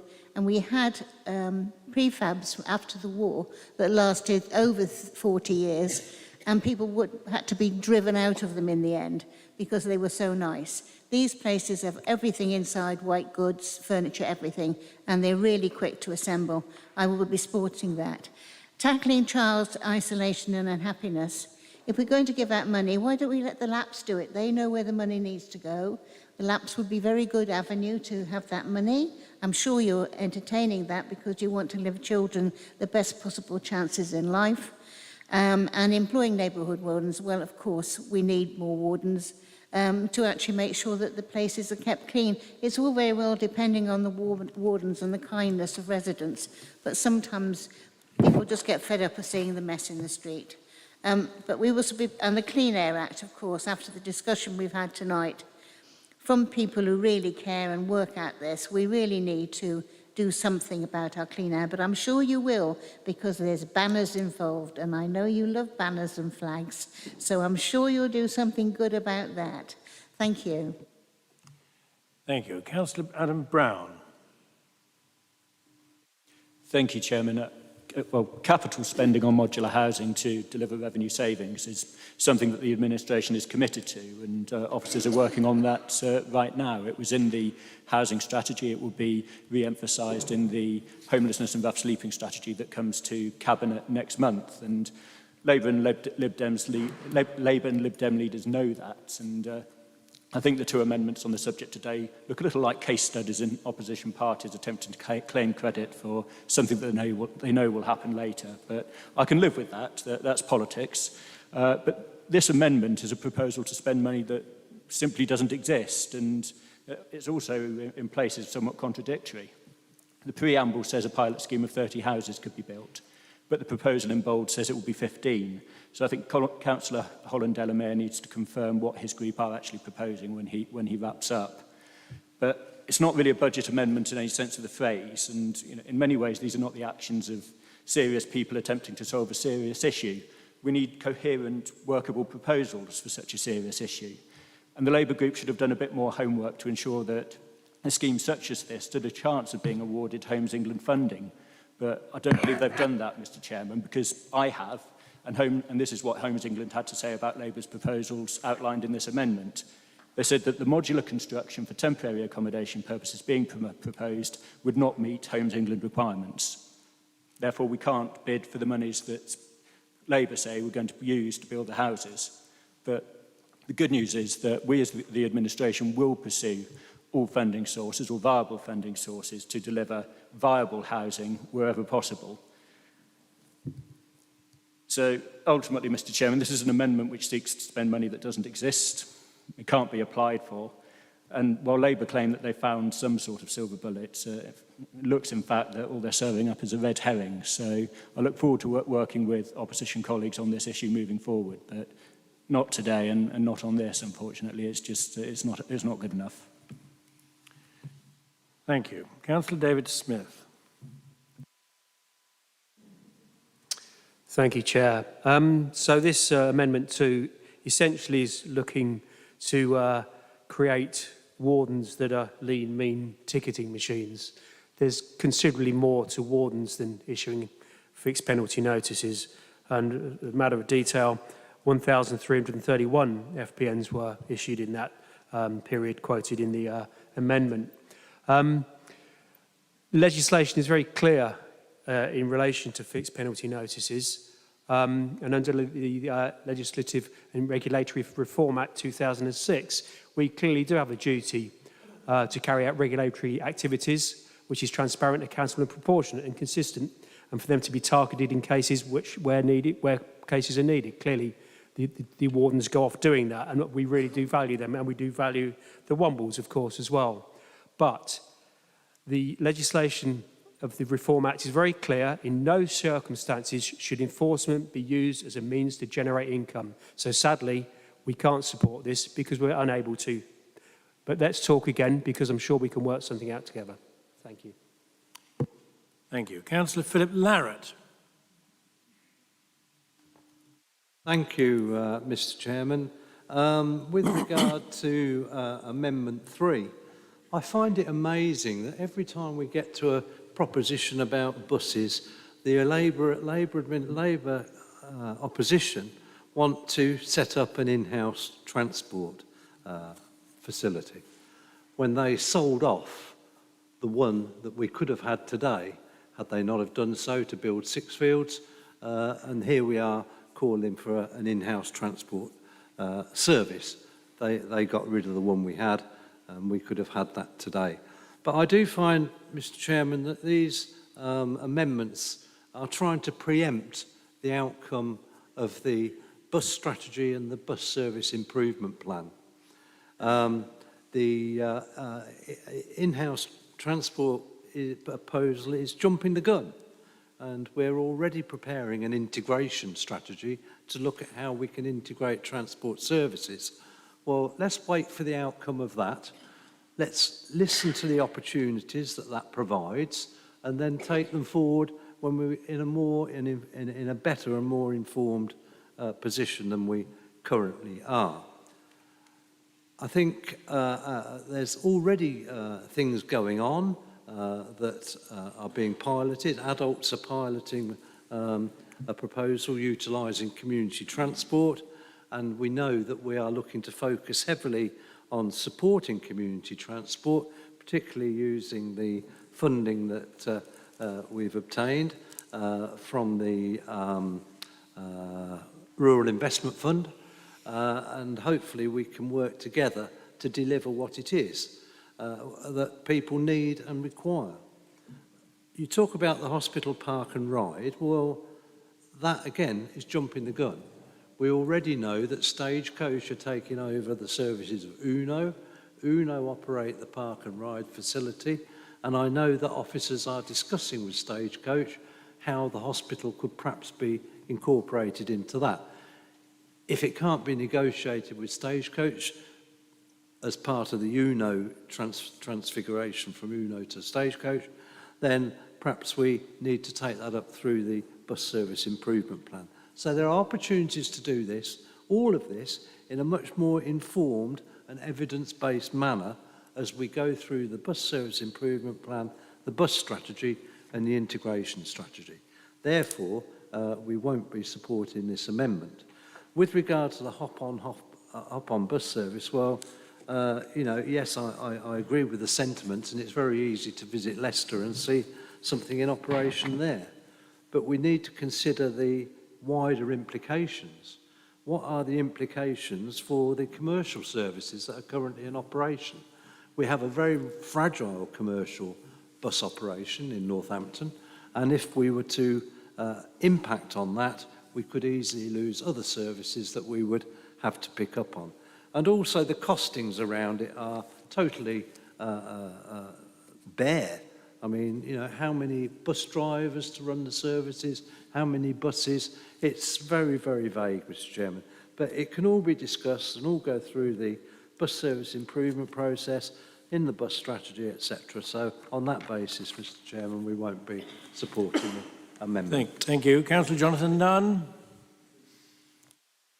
Thank you, Chairman. A brief comment adding to that on Labour Amendment 4. The idea of no idling zones seems to me to be a good one. I think the amount doesn't necessarily require a budget. I think it's something we should look at. My keenness would be to get somebody on the team to look at how these have worked effectively elsewhere. My concern would be if it was more of an irritant rather than having a positive impact, it would be a waste of money and it would have a negative impact. But, you know, quite happy that through our sustainability group, we have a look at it. No problem with that. Doesn't need an amendment. Thank you. Thank you. Councillors Meredith and McCord. Councillor Meredith.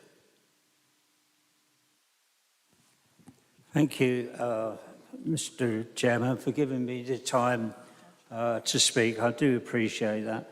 I want to speak on Amendment 2, but before I speak on that, I just want to say to the Conservatives on West Northampton Council, do you know that the people of Northampton think you're one of the worst councils in this country? And that is a fact. That is a fact. The other day, I drove down Barley Hill Road with my wife, and we reported 17 different cases of fly tipping in one road. And that was a major road into Southfields. And it was absolutely appalling. And I reported it on the phone app, and it took 2 weeks before that fly tipping was collected and that Barley Hill Road was free of fly tipping. The Amendment 2 is calling, from the Labour amendment, calling for more community wardens, is really justified. And I'm quite disappointed that you've already said that this amendment is not viable. And I cannot see why. The Labour group have come up with the proposal to make it self-funding. And I believe if we had more community wardens, do you know in the whole area of Talavera, we only have one community warden. And that community warden is actually taken away to some parts of the town and has to work within that area. So there is a need in Northampton for more community wardens. And do you know why the fly tipping has got out of control? Well, I'm going to tell you. It's because you've closed part of the billing tip. It closes, I'm not sure, I think it might be 2 days down a week. But now the people realise that they can't go to the tip on certain days. So what do? They go out at 12 o'clock at night and start dumping rubbish. It's not just in Talavera that has become a hotspot for fly tipping. It's all over Northampton. Wherever you go now, you see fly tipping, and it's just not good enough. Thank you. Thank you very much, Mr. Chairman. Thank you. Councillor McCord. Thank you, Chairman. The Labour amendments are a confused mix of what should be HRA and the main WNC revenue budget. However, as the HRA part, as I see it, is a resolution to write to Homes England and is nil cost to the authority, it's a distinction without a difference. On the housing amendments, I would ask for some clarity, as I saw on social media claims for 15 houses a week to become 15 a month, which is the factory capacity, but this motion before us is for 30 or 15. I think there's a typo on their page 4. Just like their 28 billion green pledge, how it all gets whittled away. Now, the warden's idea, which will make our local areas all the nicer and all the better to live in, I can support. But I do note, as always, the disproportionate tilt toward Northampton. The transport ideas, I think, need a lot more thought to join them up, but as a start for debate, then why not? The use of school transport, and then using that school transport from 9:30 to 2 p.m. for bringing people in and out of the towns from the villages is something I think we could investigate. But I'm not so sure on the costs. As reading the motion, a part-time support officer is 87,000 a year pro rata, and a full-time project officer is 15,000 a year less. Details, but there you go. I have no gripes with cleaner air, but can I just please remind you that there are traffic issues and air quality issues outside of Northampton. And closing streets for play, this sounds like something that a town or parish should be doing, but the idea is fine with me. I just hope everybody is up to speed with the 1874 Town and Police Clauses Act. What I find so disappointing, Chairman, is the dismal lack of ambition in the principal opposition. This is all that they want to do with the administration's budget. A mere £632,000 adjustment, 0.15%, as nothing more than a rounding error on the 419 million spend that Malcolm just outlined. Or put another way, the opposition are happy with 99.85% of the budget. Chairman, according to the polls, Labour stand on the cusp of government. Here in Northampton, only as they know not of life beyond it, Starmer's representatives on earth will transform lives, give new hope, set new direction, free people from the tyranny of a Tory government, with a bus like them going round and round in circles, an application to Homes England, a couple of hundred banners and a few dozen hula hoops. Really, Chairman, is that all we can expect?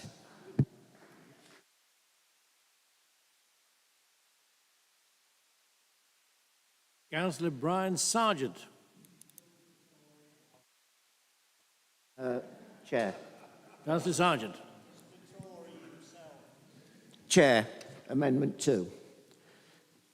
I can't let this one go. There's 3 members for Castle Ward. Do they actually ever walk their ward? I go into Castle Ward quite a bit, and I'm absolutely amazed. The children are right, but they're not noticing the absolute muck which is in the gutters.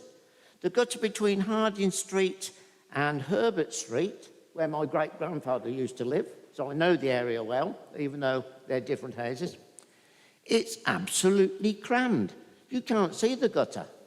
Admittedly, cars parked there, but there's somebody with a couple of shovels. If I could, I'd take the shovels down myself. Let the members look at their own ward before going wholeheartedly on the whole town. Thank you. Thank you. Councillor Fiona Baker. Thank you, Mr. Chairman. I thought I was on the list to speak on item 5, which is helping children play. I understand fully the Labour group's thinking here. We know play for children is critical to their development.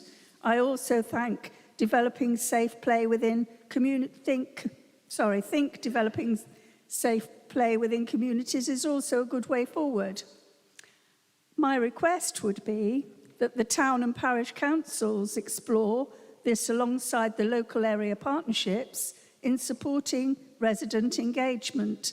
I know a lot of it in our rural areas, this is already happening. Our parishes are supporting play for our children. I'd also like to add that WNC are exploring and starting to develop a family hub model. As this develops, this will enable more safe spaces and places for children to attend for play, safe play, and to be present. Thank you, Chairman. Thank you. No other members having, I believe, indicated they wish to speak. Councillor Keith Holland-Delamere to reply to the debate on the amendment.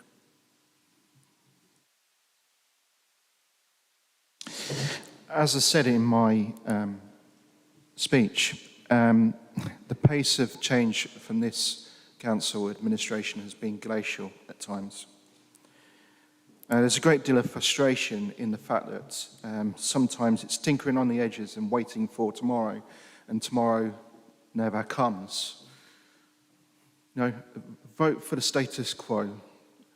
Vote for, stick with the plan. Stick with the plan. 14 years of failure. 14 years of failure to solve the country's problems. I acknowledge that these amendments are small, but that's the state of the country that you've left us in. That's basically your legacy for our communities. So, yep, there's some things like, so housing, 70 years, that's the lifespan of the modular housing. If well maintained, they will last for 70 years. Thank you so much, Sally, for your comments. And the suggestion about lapse distribution is a good one. I like the comment about banners. They love their banners. So, I think sometimes the administration seems to think that not just in the opposition parties, but on their own back benches, everyone seems to possess a crystal ball where they don't communicate what their plans or intentions are. That's sometimes the difficulty that I see with this council. Decisions are made in corners and you don't actually come out openly and say what you're planning, because you might come up with something in due course. That's all I've got to say. Thank you. Councillor Longley, finally. I think I've gone through the great detail, and I'm sure the assembled company here tonight doesn't want me to go through it again or anything. So I'm very happy to leave it there. Thank you, Chair. Thank you. Voting now on the individual amendments. Vote please on Labour Amendment number 1.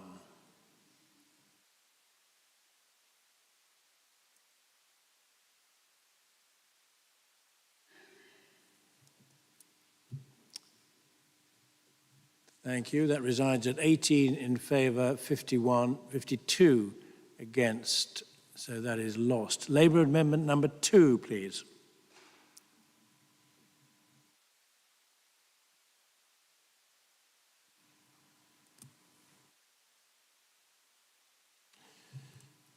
Uh, 19 in favour, 51 against. That is lost. Labour Amendment number 3, please.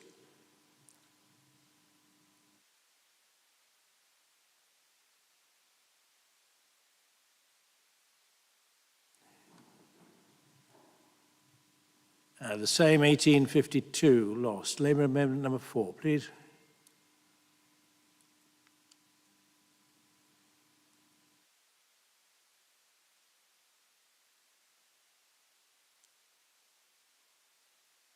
(18 in favour, 50 against, 1 abstention. Thank you. Labour Amendment number 5, please.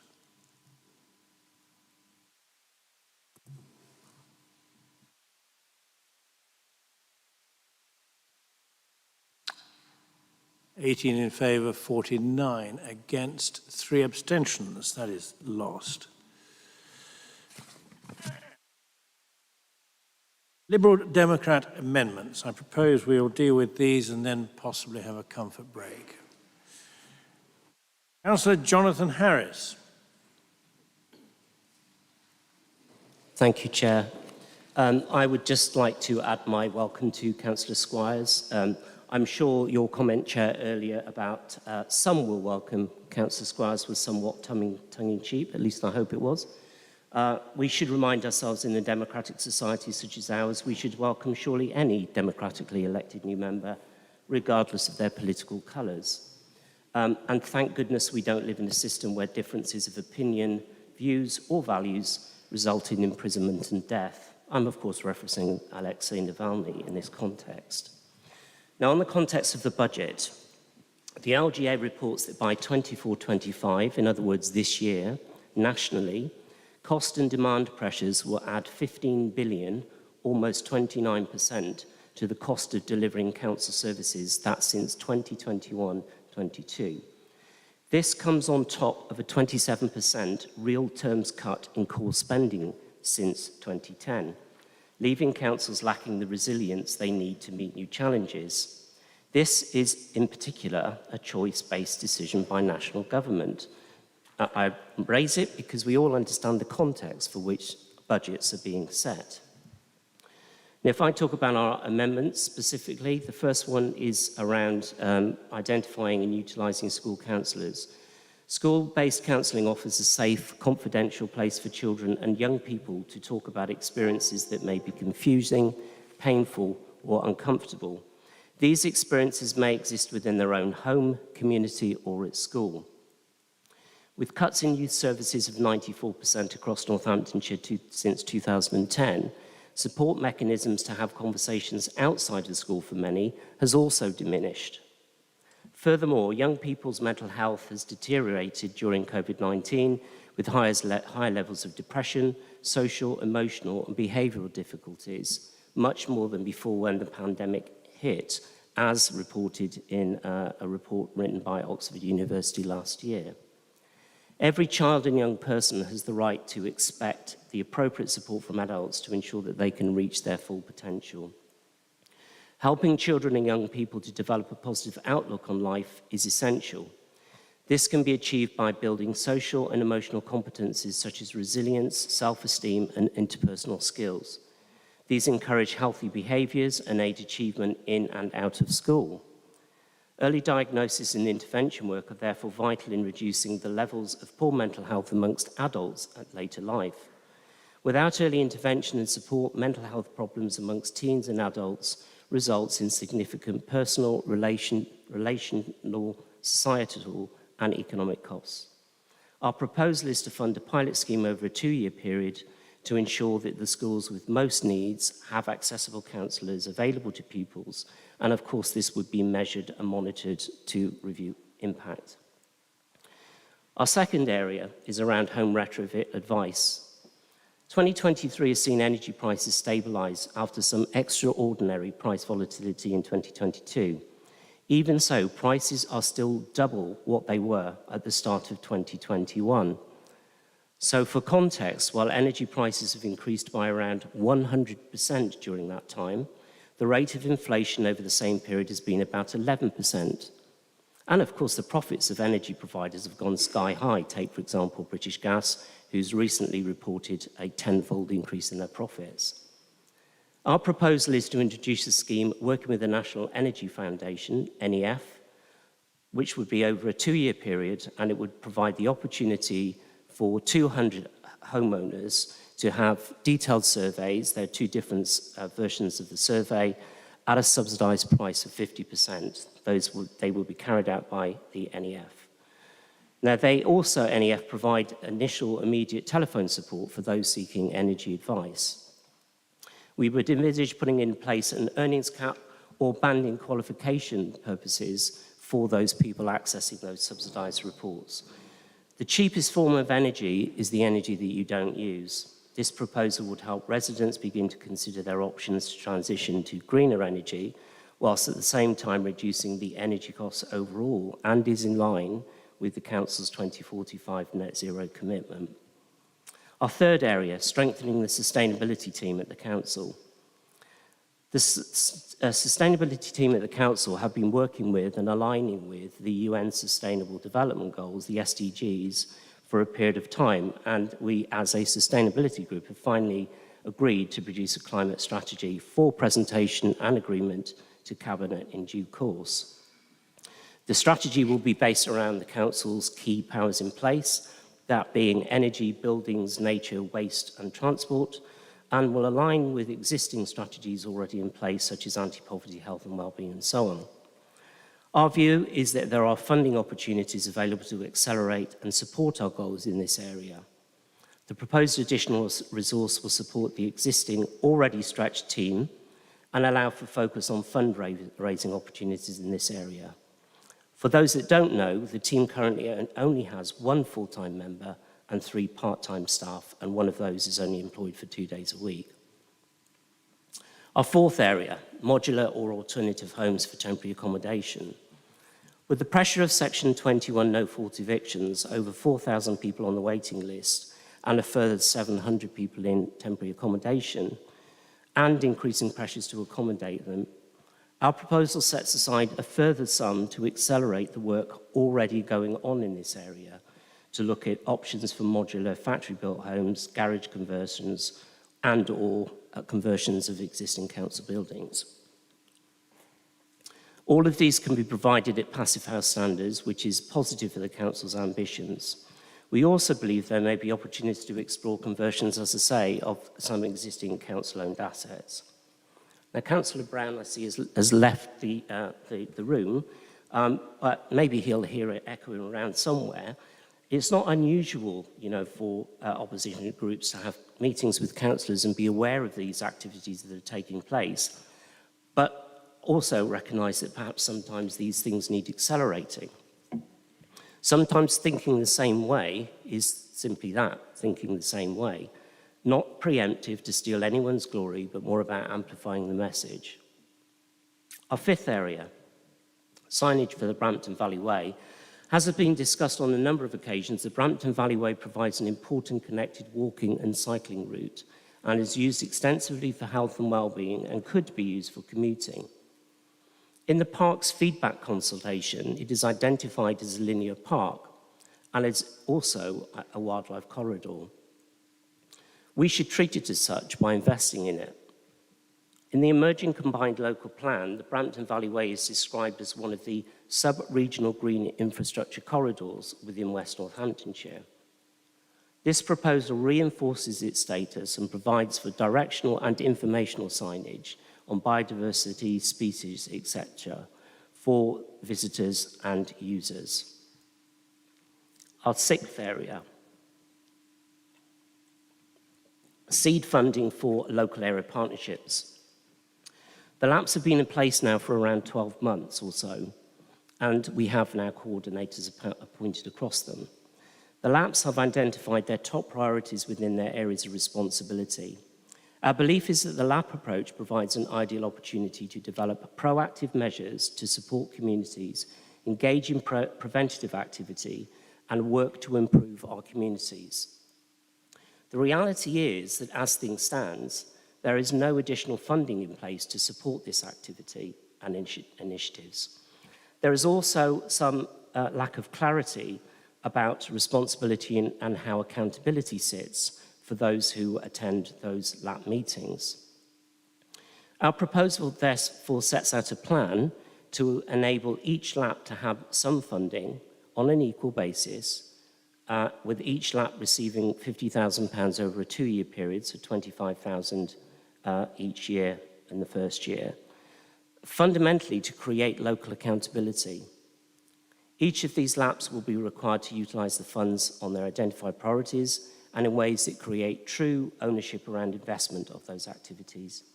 It will also require LAPs themselves to identify and evaluate outcomes, seeking both quantitative and qualitative impact on their activities.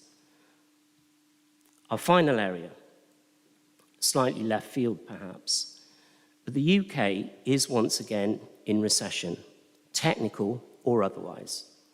Lack of growth impacts tax take and therefore opportunities for investment. There is simply less money to go around.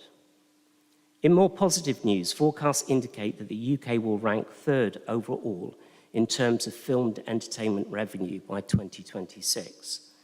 Moreover, the market is expected to grow by almost 50% overall between 2021 and 2026. In 2020, the UK film industry supported 86,000 jobs, of which 75% worked in movie production and distribution. The film and television and video sectors contributed 12.6 billion to the UK economy in 2019. This is an increase of some 35% since 2014. It's a rare thing these days, a growing industry. With West Northamptonshire's proximity to major studio locations, we are advocating a detailed feasibility study to examine opportunities to develop film and TV sector within our area, not just in terms of promoting locations, but also to explore the viability of the creation of potential studio space. There are plenty of examples where warehousing and sheds are being converted for such use. This relatively small investment would provide the opportunity to explore ideas and options and develop an inward investment strategy as necessary, and to, for once, think differently and move away from distribution being the heart of our economic centre.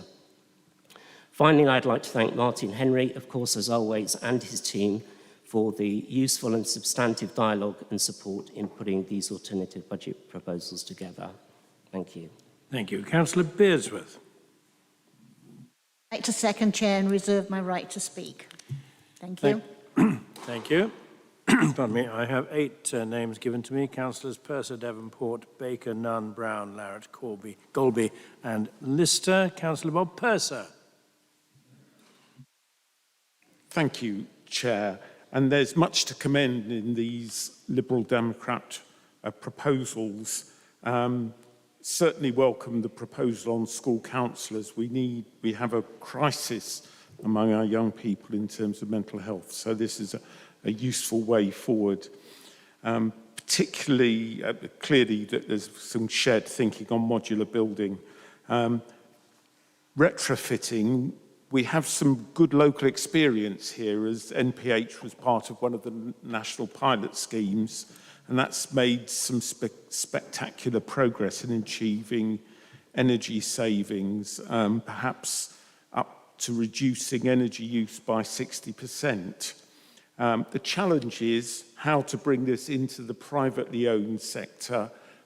We've got lots of terraced houses with very poor energy efficiency. How do we do that?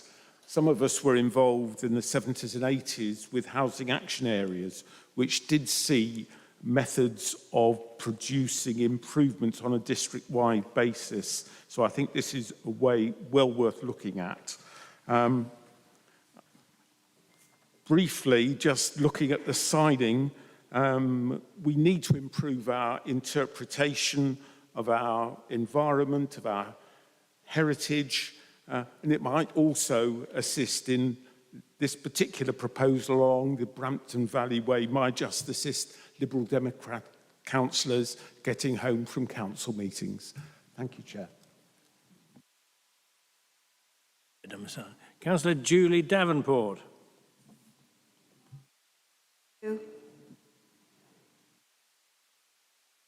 I didn't hear that, sorry. Councillor Davenport? I will pass. You pass, thank you. Councillor Fiona Baker. I obviously would like to speak on the subject of school counsellors. Whilst I fully understand this proposal and the need, this is a very complex area and an area which continues to be of grave concern. We know there is a significant rise in poor mental health in children locally and nationally. However, the Direct Schools Grant is forecast to overspend considerably due to a range of local challenges, and as such, we would be unable to secure the suggested funding for this proposal. However, our health colleagues have recently been successful in a bid to provide PINs, this is the Partnership of Inclusion, for neurodiversity in schools. The DfE have secured funding for this programme, which will be offered to the integrated care boards, £210,000 per system, through a memorandum of understanding between the ICBs and the DfE, facilitated through the NHS England. This will enable a partnership approach, working with local authorities and parent-carer forums to develop innovative ways to support the education and health needs of neurodiverse children in schools. There is a real opportunity for this programme to provide similar outcomes to those suggested around your proposal. I therefore suggest that our Liberal Democrat colleagues would like to meet the lead for this. I would be happy to facilitate that. This will start to address some of the issues, and the learning from this will enable us to develop future plans and proposals, and will further feed into our Family Hub and Early Help Development Programme. Thank you. Thank you. Councillor Jonathan Nunn. Thank you, Chairman. Yes, I'm going to quickly comment on a couple. I omitted, and I regret that I didn't welcome Councillor Squires. Welcome to our democracy, Councillor Squires. And thank you to the opposition for the amendments. Some of this stuff we're doing already. Some we think fits under business as usual. I wanted to comment on 2 and 3 of the Lib Dems and thank them for this. I'd like to have further discussion. I don't think these warrant going specifically accepted as budget amendments. I think there's something to be said about these reports. I'm not entirely sure that we should be supporting them in the way. I did like the income limits that Councillor Harris has referred to earlier. I think that might be a way of doing this. But for the moment, and secondly, on the strengthening the sustainability team, he and I are both very committed to this work. We, I guess, in the sustainability team have had to take responsibility for analysing and looking closely at our staff costs, which has gone across the whole council. You know, subject to a business case, the thought that we could generate more money than the cost of somebody would obviously be really, really useful. I don't quite think we're there to agree them as amendments, but I'm keen to talk about both ideas at a future time. Thank you, Chairman. Thank you. Councillor Adam Brown. Thank you, Chairman. Not an awful lot wrong with this suggestion at all, but generally speaking, if funding's required for a post such as this, which would help with the temporary accommodation spend, there'd be a clear business case behind it. Housing officers would be able to approach Martin Henry, make the case for it, and they'd get the funding anyway. And actually, they've done precisely that fairly frequently during the first 3 years or so of WNC. And next week, as it happens, there'll be a paper, not necessarily published, but a paper finalised looking at the options around modular housing from a consultant. So it's something that's done consistently. So it doesn't need a budget amendment in order to secure the funding that's required to get that extra resource in. So not a bad idea, but we just don't need to accept it as a budget amendment. And I can assure the Lib Dem group that where extra resource is needed for the housing team in order to make further inroads into the temporary accommodation issue, then they'll continue to receive it so long as there's a business case. Thank you. Councillor Phil Larratt. 2 minutes, please. Thank you, Mr. Chairman. West Northamptonshire actually owns and manages 167 parks and open spaces, from country parks, meadows, recreational parks, play areas and linear parks. I think, Mr. Chairman, we have a very good record of what we've delivered over the first 3 years of this authority. We have a capital investment plan that has been delivering, and particularly at Brixworth Country Park, where we inherited a rundown facility from the County Council, and in 21-22 we completely upgraded the play area. In 22-23 we replaced and put in a new zip wire to replace the old one. And in 23-24, we've actually installed new play equipment. We have a good capital ongoing programme. And we also have been investing in footpath links and signage and on replacing bollards, etc. around the park. So we have a really good investment programme going on. While I accept all parks and open spaces need adequate signage, and we know that work is already being undertaken in the Brampton Valley Way with signs being put in, I don't think that there's a need for an additional £50,000 of capital. If there was a business case put forward, then we would certainly consider that, but we're happy to consider signage, but we don't think it needs the additional £50,000. If you did it for Brixworth, how much would it cost to do the rest, etc. So look at individual business cases if they can be, if they're sustainable, but yeah, we can't support it as it is. Thank you. Councillor McGolby. Thank you, Mr. Chairman. I'll speak briefly to Amendment 6. So we welcome the focus on our lapse and recognise the intent behind the proposal. However, it is a proposal that as an administration we cannot support. Firstly, given the outlook and the pressures on many of our services outlined by Councillor Longley, it will be unwise of us to commit reserves, particularly when we're talking around £450,000 over 2 years. We talk about significant monies here, which also raises the question around sustainability. The point of the lapse is indeed around partnership, a concept that we've constructed and we now begin to see a number of successes with, from the fact that the police have arranged all their beat areas to fit in with the lapse, the location of the children's and adult social care teams, as well as the intent around family hubs. These all sit alongside locally identified priorities, again a founding point, and more decisions moving forward for local people will be made around the LAP level. Having discussed this proposal with senior officers and colleagues, one thing we can do is look into whether voluntary sector funding can be aligned to each LAP based on the priorities identified, which does start to address the point of the amendment. And just for members' information, I have asked for a review into the LAPs, given we are a year or so into them, and there are good areas of work, and also there are some challenges that do need to be addressed. As mentioned, we welcome the intent here, but we will not be supporting the amendment. Thank you. Thank you. Councillor Daniel Lister. Thank you, Mr. Chair. Yes, well, I can see the promotion of this industry would contribute to the visitor economy by raising the profile of the area and could potentially create new jobs as well as generate investment in the local economy. I'm not sure what we'd expect to buy in as a service for £50,000.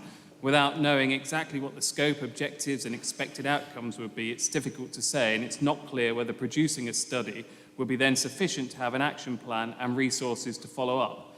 This would be something that the LVEP, the Local Visitor Economy Partnership, would likely explore further once established and would need more scoping before we completed a study without a strategy for utilising the evidence. What I can say, though, is we are working with Becky Carrier, who runs the Northampton Film Festival and who also ran the Northampton Creative Industries Expo. She has just set up a forum, or recently after the Expo set up a forum called What Does Northants Need to Do to Prosper in the Creative Industries? She's formed a small steering group and is now pursuing the key themes from this and has just secured funding for a wider consultation. So whilst it's something we generally support, we won't be accepting the amendment. Thank you. Thank you. Finally, we have Councillors Randall, McCord and Meredith. Councillor Wendy Randall, welcome aboard.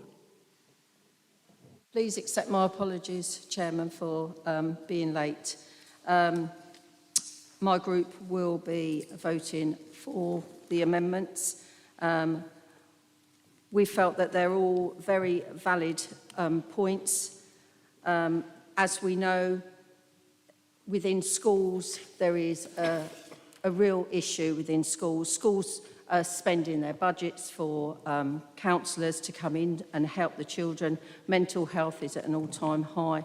I hear what Councillor Baker's saying, but this is just ongoing, and we don't seem to be getting any, we don't seem to be making any forward progress in this, and our children, are continuously suffering.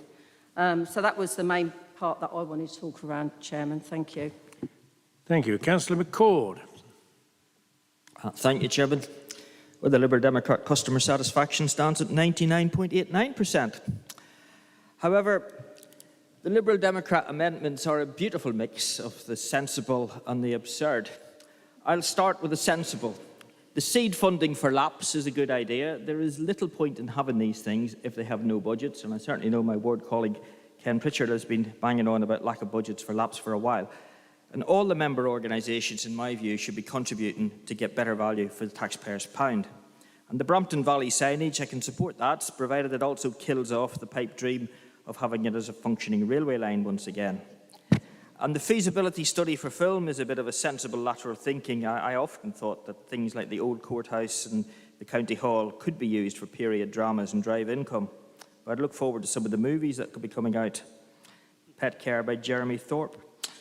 The amendment highlights what I've been saying for a long time, that if you must have silly net zero aspirations, then they need to be properly funded. And the amendment wants to strengthen the sustainability team. Now, apparently we have 4 of these already, Chairman. That sounds like 5 too many to me, but we need more interfering busybodies to preach the word of the climate alarmists. The home retrofit advice proposal is having some fully paid up member of the Brown Rice and Sandals Brigade to pop round and tell me I need a heat pump or a solar panel on the roof or a windmill in the back garden. The said SAGE would then aim for 100 of these reports a year for a couple of years at a cost of £35,500. That's £3,500 per report. And that still needs a contribution from the house owner. However, they make the point for me as to the futility and the expense of this exercise. We have 180,140 houses in the district on the council tax register. At £3,500 each, that's a mere £640 million to the taxpayer, and that's before you would start installing the kit that our resident SAGE has advised on. Moreover, at 100 per year, this will take 1,800 years to complete every residence. But actually, you will never complete it, as this year we added 908 units onto the register. So we'll always be 800 behind, growing exponentially. But I want to extend the period for getting to net zero beyond 2030 or 2050. I think I'd be happy to see these sort of things set towards the end of the century. But net zero by the year 3800, well, I cannot illustrate the point better as to the madness of net zero. And so I shall support their amendment. Thank you. Councillor Dennis Meredith, 2 minutes, please. Thank you, Mr. Chairman. I want to speak on the amendment on school councillors. It seems to me that the Conservatives on this particular occasion have got their heads in the sand, because why I'm saying that, do they not realise how much mental health affects young people today? Young people are affected by social media, and a lot of young people, there was a report out recently, it was on the BBC, that there was more young people suffering from mental problems, and one of the causes of that is they had nowhere to go and nowhere to talk. And in that result, quite a few young people have committed suicide because they couldn't go to anybody and tell the Pacific authorities that they had been bullied. They had photos taken of them on social media and put all around the schools. Young people with mental problems. And it is a terrible reflect, I think, in what Councillor Baker said, that she doesn't think it's necessary to accept this. She must know if she's not been into these schools to talk to people and to the liaison officers about how much mental problems young people are suffering today. So I say to the administration, don't reject this school councillors thing. There is a need for this in schools. There is a need for this in schools. Myself, I personally went through the system without having to be able to talk to anybody, and that affected me for the rest of my life. And I say that to people now.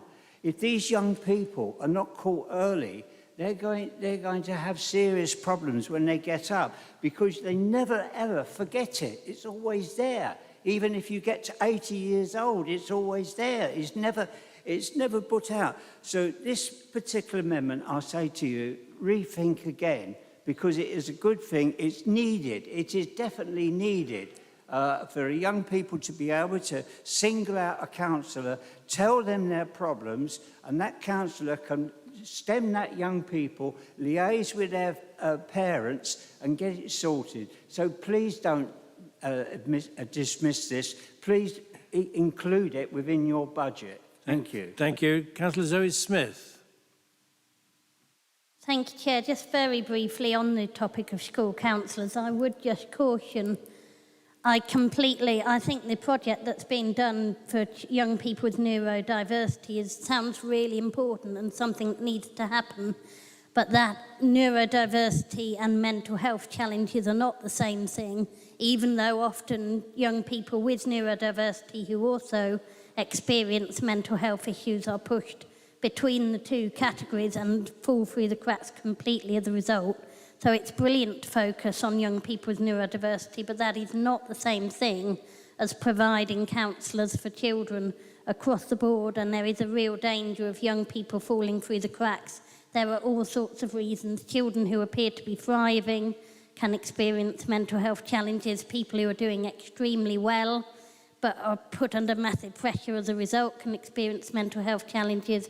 People in the care system, people who are struggling in schools or have low self-esteem, all of whom wouldn't necessarily fall under the neurodiversity umbrella. So we must focus on support for people with neurodiversity, but we risk a lot of people falling through the cracks if we conflate the two. So consider the role of counsellors for all young people, not just a few that fit into a project that's happening anyway. Thank you. I do not know of any further members. Councillor Jonathan Harris, then, to wind up. Davenport? Right to speak, Chair. I reserve the right to speak. Oh, so you did, my dear. Thank you so much. Do carry on. Thank you so much, Chair. Thank you. It's been rather like sending out party invitations and saying, please come, we're going to do this, this, and this. It's going to be really exciting. And the more saying, we think it's wonderful, but we aren't coming. And this is what I feel from the administration. We've given you some really good ideas. We've really tried to help. We've helped with the school counsellors. We went to a meeting the other day with corporate parenting, and one of the children that had left us said when he was excluded to school, all he wanted was for somebody to listen to him when he was put into isolation. And you were there, Fiona, I know you were, and that stuck with me because I think children need to talk to somebody independent and actually talk about their problems that they can't talk about with their parents. The teachers are too busy, and that this way we can help not only children with mental health, but children that are excluded from school, children that have suffered through COVID, to get them back into school and interested. It's a small price to pay to actually help these children. Now, all we asked is a pilot scheme for the most children that are excluded, and that way I think it would be a wonderful help for them. That's one of the ones that I put forward, and I feel very strongly about. As a corporate parent, and as a parent, I think it's so important that children have somebody to talk to. We've tried to do a proactive, but also a preventative. That is preventative. Proactive is the film industry.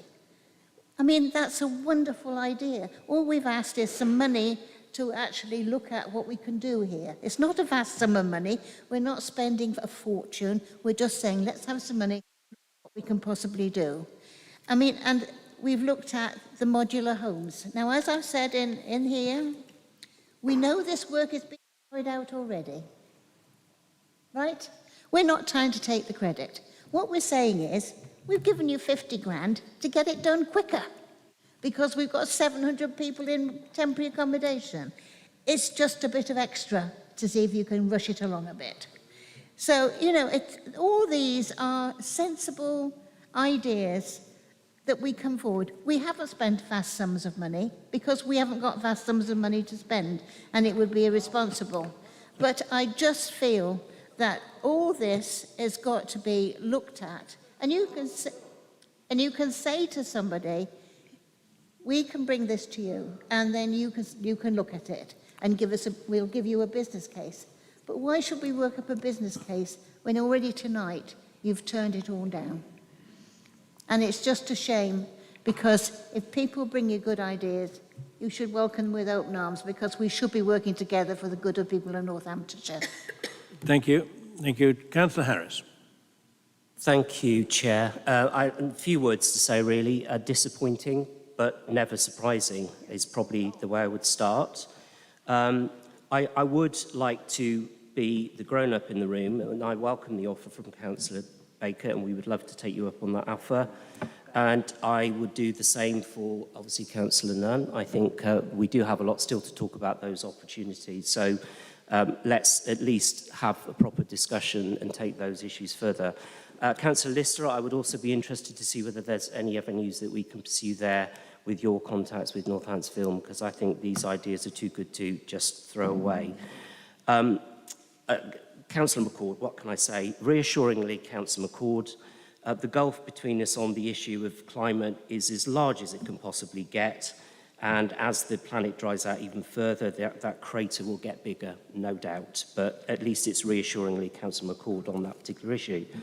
My final comment, really, is this. It's from the author Joseph Murphy. Every thought is a cause, and every condition is an effect. Change your thoughts, and you change your destiny. Thank you. Thank you. Councillor Longley.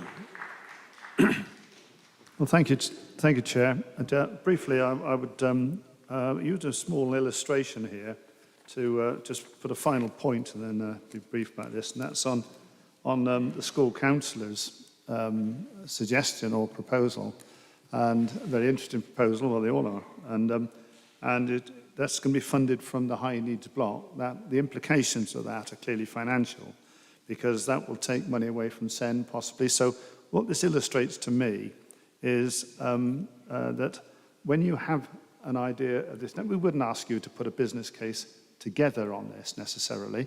We've got professionals that can do that. Yeah. But if you do come along, you've got a good idea, come and talk to Martin, myself maybe, or anybody else for that matter, and we'd probably be able to send you in a direction that would enable you to take it further and a business case be created from that. So let's take a positive view of this. We like ideas and looking for them. Said early on, we're in a very fortunate capital position and intend to stay that way. And that enables us to do good things. But they need to be in a proper manner. So come along, Martin, a very patient guy.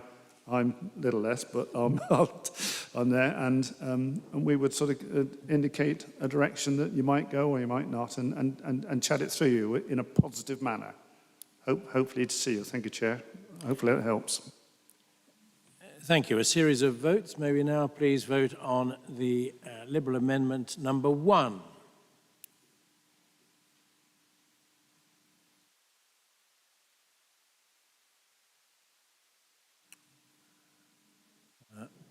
All done. 22 in favour, 44 against, 4 abstentions. Clearly lost. Liberal Amendment number 2. Mine didn't light up, Chair, for the first one. Number 2. Okay, 2, right. Oh, sorry. Number 2, 16 in favour, 47... No. 17 in favour... No. Still bidding, still bidding. Right, fair warning. 18 in favour, 48 against, lost. Liberal Amendment number 3.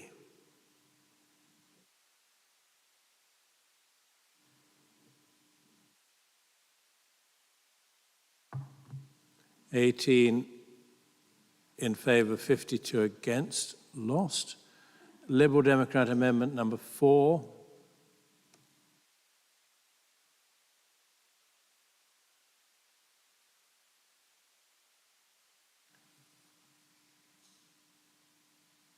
(20) in favour, 51 against, lost. No. Liberal Amendment number 5.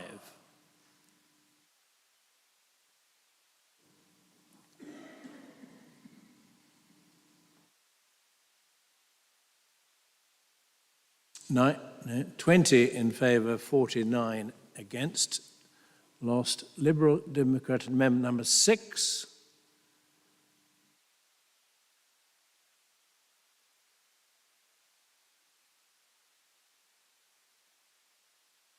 (20 in favour, 4 no, 21 in favour, 48 against, 2 abstentions.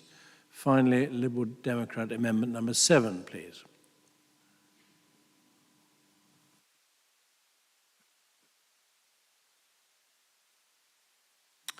(22 in favour, 49 against, lost. Right, it is now 7:35. We normally have a comfort break at 7. Shall we comfort now and be back between 22 and quarter two to start at the latest? Thank you.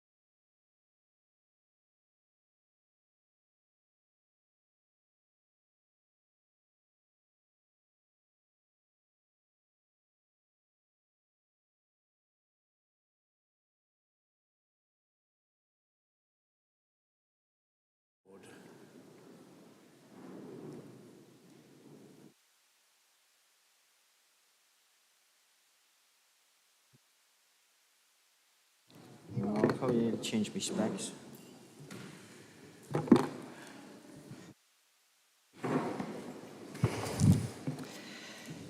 Thank you, Chairman. I shall start with a few words of thanks. Getting to a budget is a huge effort by a large team, and I want to put on record my thanks to Martin Henry and his team, the internal factory that assists us to get to a budget tonight. I would like to recommend to all members the Corporate Scrutiny Budget Report that is at Appendix I, starting at page 219.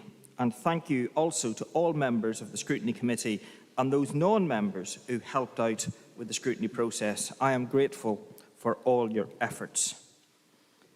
The Scrutiny Committee has made a few recommendations to Cabinet, one of which was to consider the Council Tax Hardship Fund.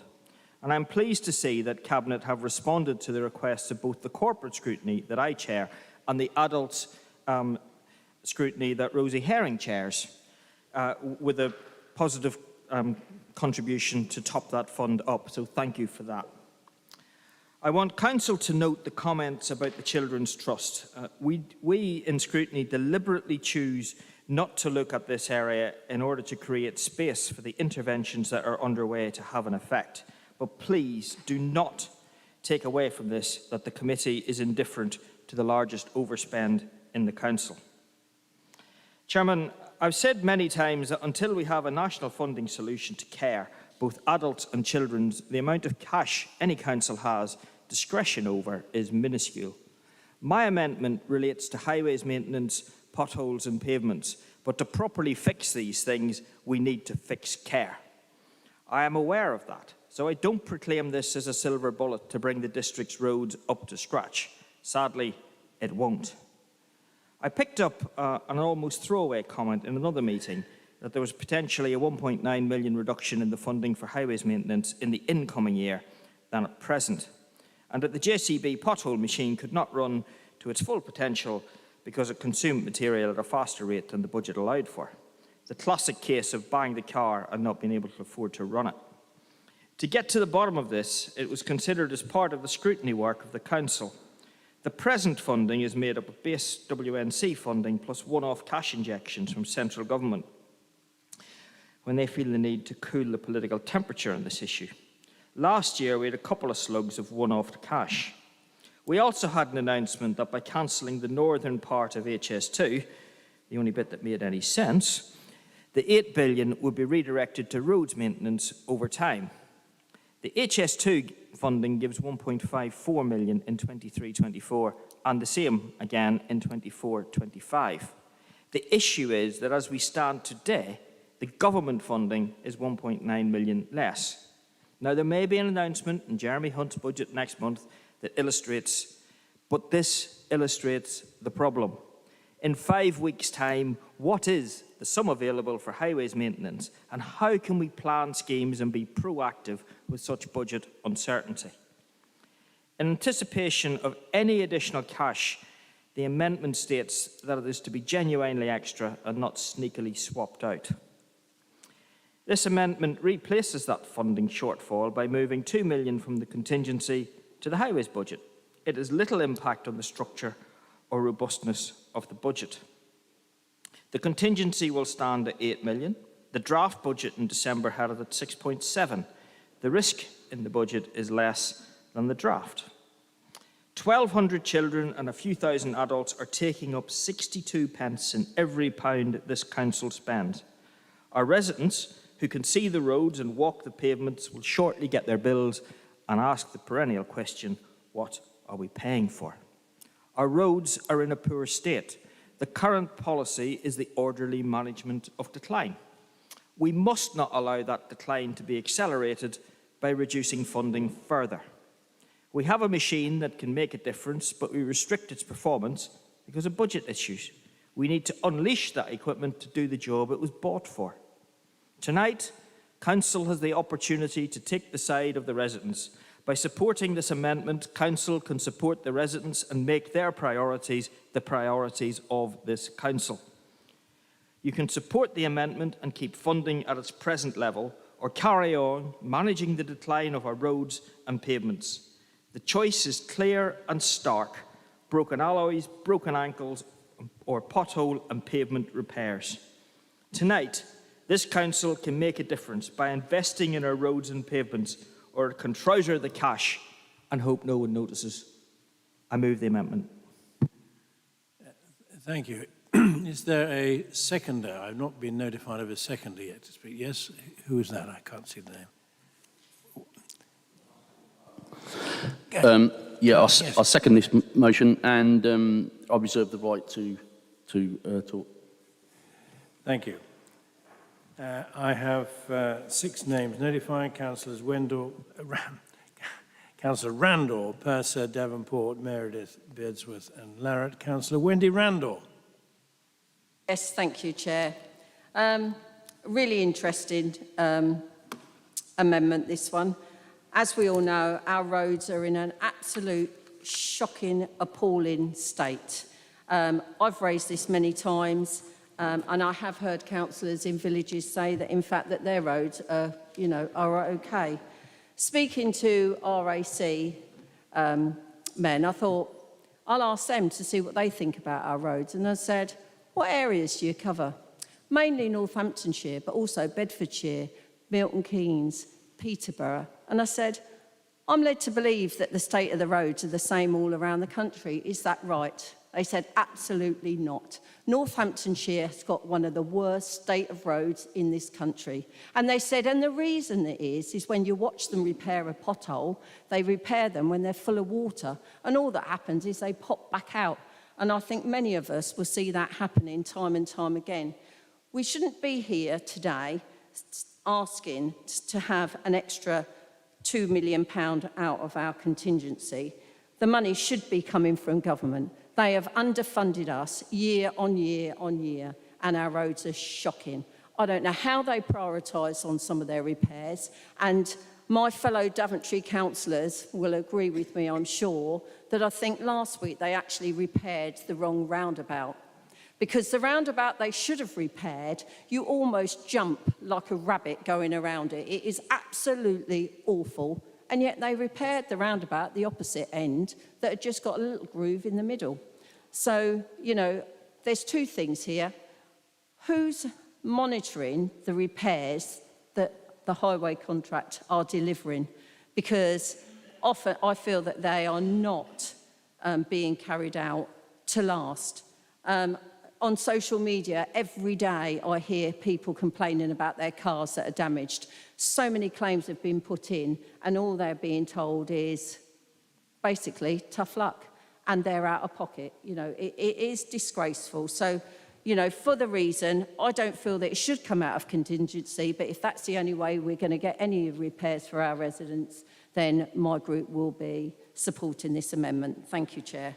Thank you. Councillor Bob Purser. Thank you, Chair. I think based on this amendment, Councillor McCord is 99.99% happy with the budget. But it seems the biggest hole we've got to fill is the gap between Councillor McCord and the Lib Dems on, and perhaps the administration actually, on environment policy. But we really have got a problem, and we've got to get to a point where we have a steady state in terms of our roads, that they're not, it may not be that they can get much better, but they certainly shouldn't be getting worse. And my observation over the last couple of years is that they are getting worse. This morning, 3 big potholes between the Trumpet Pub and the Western Favel Centre that I spotted. Billing Road, opposite the boys' school, a shocking state. The whole road surface disintegrating. We have got to do something about it, and so we will be supporting Councillor McCord's amendment. Thank you. Councillor Julie Davenport. To add, thank you. Thank you. Councillor Dennis Meredith. Thank you, Mr. Chairman. What can you say about the roads? They're absolutely appalling. I nearly had an accident the other day because I was driving down the road and all I kept doing with my car is swerving around the potholes. And And as they're swerving around, you have to be careful because someone will come and hit you and smash your car up because the roads are so bad. Why am I saying that the roads are so bad? Because every resident you speak to speaks to me as a local councillor and says, Councillor, when are the council going to do the roads? They're absolutely appalling. What is the point of having a car when all the roads are breaking up? It doesn't matter where you go. There's potholes in the road. It's not just repairing a pothole. The whole roads needs resurfacing because they're in such a poor condition.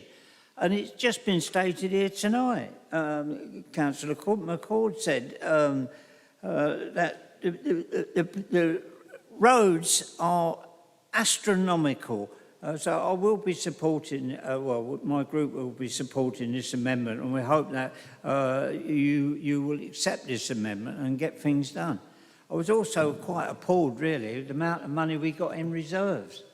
And I was speaking about that later in my, when I was speaking about the budget which the administration has put before us. So, you know, what more can you say? Get the roads repaired as soon as you can. Thank you. Councillor Sally Beardsworth. Thank you, Chair. Yes, our group will be supporting this amendment because we think the county's roads are in an appalling state. But not just the roads, the pavements as well. Apparently, Kier, we had a meeting with Kier who were doing the roads, and they say they do 3 pavements totally a year. Well, you can imagine how long that's going to take to get round to your area, because that's the whole of West North Hants. And we found out from the Freedom of Information somebody sent out for the other day that 800 people had applied for damage in their car, and only one person was paid out. And one person told me that he applied because his car was damaged, and the chap said, well, did you know there was a pothole? And he said, but it had grown bigger. And he said, well, you should have used an alternative route. You know, we can't keep saying these things to people. I mean, coming down from Kingsthorpe into Regent Square, it's like riding a bucking bronco. You know, you're thrown all over the place in the car. It can't be safe for people to drive like that. We really have to spend a bit more money on roads, because at the moment what we're spending, we're not even standing still. We are falling behind. We need to spend more on our roads. Are we getting the materials? Apparently somebody was telling me that the materials for these new machines that we've got, it's difficult to get the materials coming because they work faster. Because somebody enlightened me on that and tell me if that's true or not. Maybe Councillor Larratt will be able to tell me. But anyway, hopefully you'll accept this, spend a bit more money on the roads, make the roads more comfortable and safer for people to drive.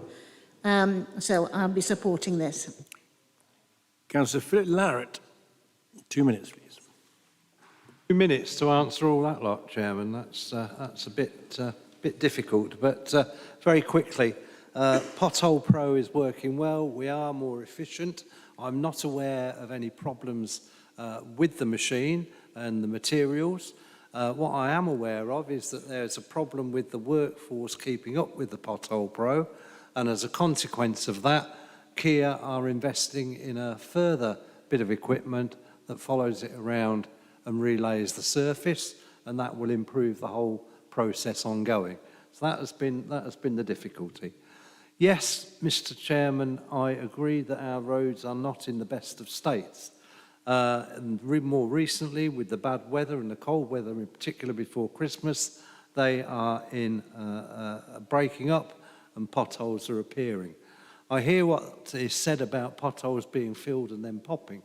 What tends to happen is where you get a pothole on a very busy road that demands a quick repair, they'll go along and fill it before they go back in a week or two's time and do a proper job. That could well be the instance that you're talking about. But we are doing far better job with the quality of repair. We have certainly seen that. And talking about road surfaces, I and Councillor Bagot-Webb went down to Allen's Orchard in Chipping Warden, where there was an absolutely appalling road surface, one of the worst I've ever seen. And the fantastic job that has been done on that road is absolutely unbelievable. We are trying to get there. We're trying to do our best. Yes, the 1.86 million that was awarded by us, to us by government when they announced the budget in March, we haven't been told whether or not we're getting that this coming year. Hopefully, it's an election year. God only knows what you might get as a softener. But, you know, we need to wait and see what comes from government at the time of the budget. Yes, we're getting the additional HS2 money, 1.3 million, I believe. But there's also promises or an understanding that we're likely to receive something like £80 million from the HS2 fund over the next decade. And we are actually in the process of preparing a plan as to how we will deliver or how we will spend that money to deliver the improvements to the roads that the government want to see and that we want to see. So that report for government is currently being prepared. When that's submitted and if governments approve it, then hopefully we'll be able to draw down on those further funds. Roads are our priority, and we're keen to do what we can. We've got to make sure that our budget is foolproof and that we have the contingency we need to cover children's services, etc. But as things move on, as the year moves on, I'm sure that any funds that do become available will be invested in our highways. I don't think there's the need to draw that down at the moment in advance of knowing what we might get from government or how we'll be able to draw down on the money that's been made available through HS2. So, you know, yes, we will invest anything that comes along in highways. We will bid for everything we possibly can for highways, and we will continue to invest in new equipment to make us more effective and more efficient. I think the latest technology for filling potholes is drones, would you believe? Yeah, we will try and do everything we can to fix them. And as I say, particularly the recent deterioration that came about mainly to the bad weather before Christmas. And just one last point, Chairman. There was criticism of the fact that we hadn't been spending our money against profile. I think when you see the next set of statistics, we've been spending 108% of our budget in the last quarter. So spending against profile has increased. Thank you. Councillor Jonathan Harris. Chair, just to re-emphasise that my group will be supporting this amendment, but I think we need to set it in the context of reality. And if I'm not mistaken, the last figure that I heard that would be needed to restore all of our roads, and I'm not sure even if pavements was included in that, was around the 200 million mark. So it would be a contribution, but a very small contribution, a dip in the ocean, you might say, of the rising sea levels caused by climate change. And actually, I will be sending Councillor McCord a very interesting report written by National Highways, which is entitled Climate Change and the Strategic Road Network.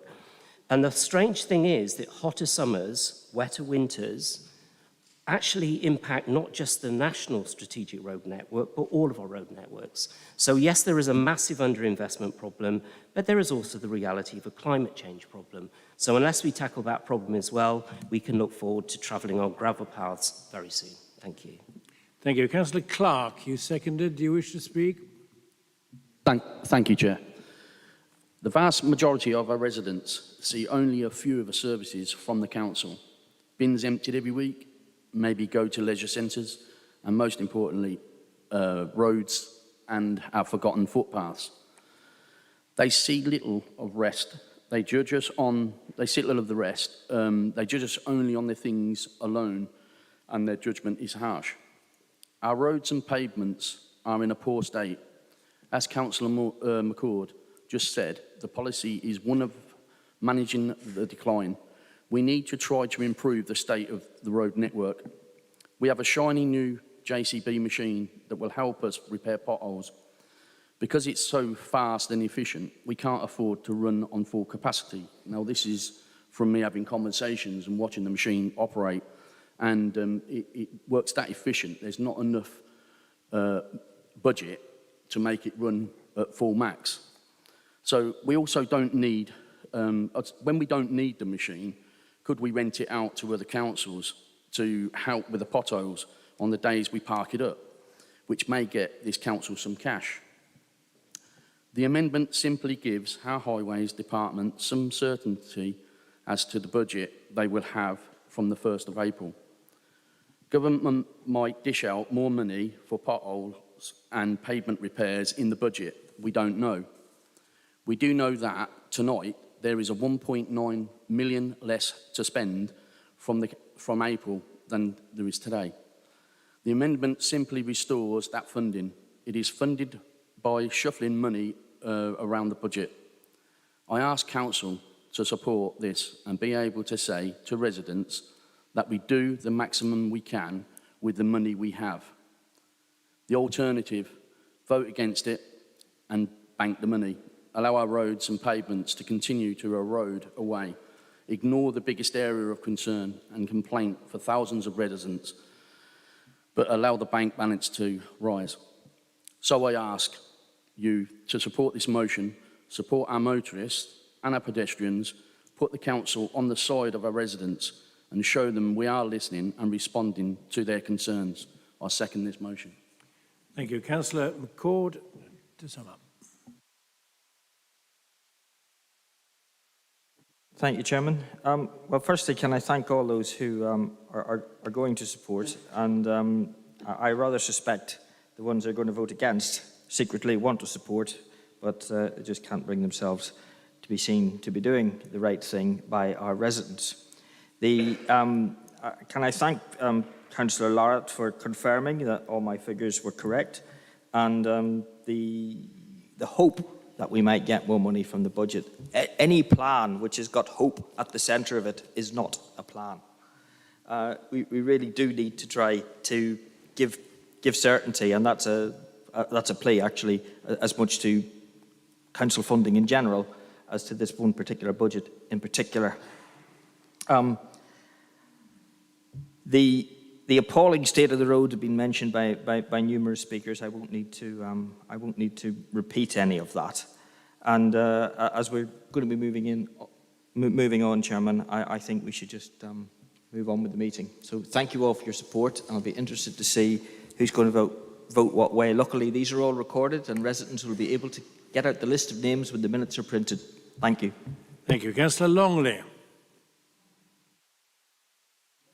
Just a brief comment on this. It's not just this particular amendment, which is an interesting one as always, and entertaining as always from Councillor Ian, but really across the board here, there's been a constant requirement to take it out of reserves, take it out of reserves, take it out of reserves, always situation. And generally that would rest easily if we got plenty of reserves, which we have. So you move on to that and say, well, why do we have these reserves? Now, if we had all of our directorates, and I'm particularly talking to children and to a lesser extent adults, if they could all be relied upon to come in on budget year on year, we would be able to release significant amounts of those reserves. Wouldn't hesitate, not a problem. However, Children's Trust, they blew their own 20 million in the first year. They were overspent by 20 million last year. They're overspending by 30 million if they stay where they are this year. The question then remains is, are our reserves big enough? And therein lies the judgment. And my judgment is we don't shift them. Thanks, Chair. Thank you. We now take a vote, please, on the independent group amendment. Please vote now. Yes, no, or abstain.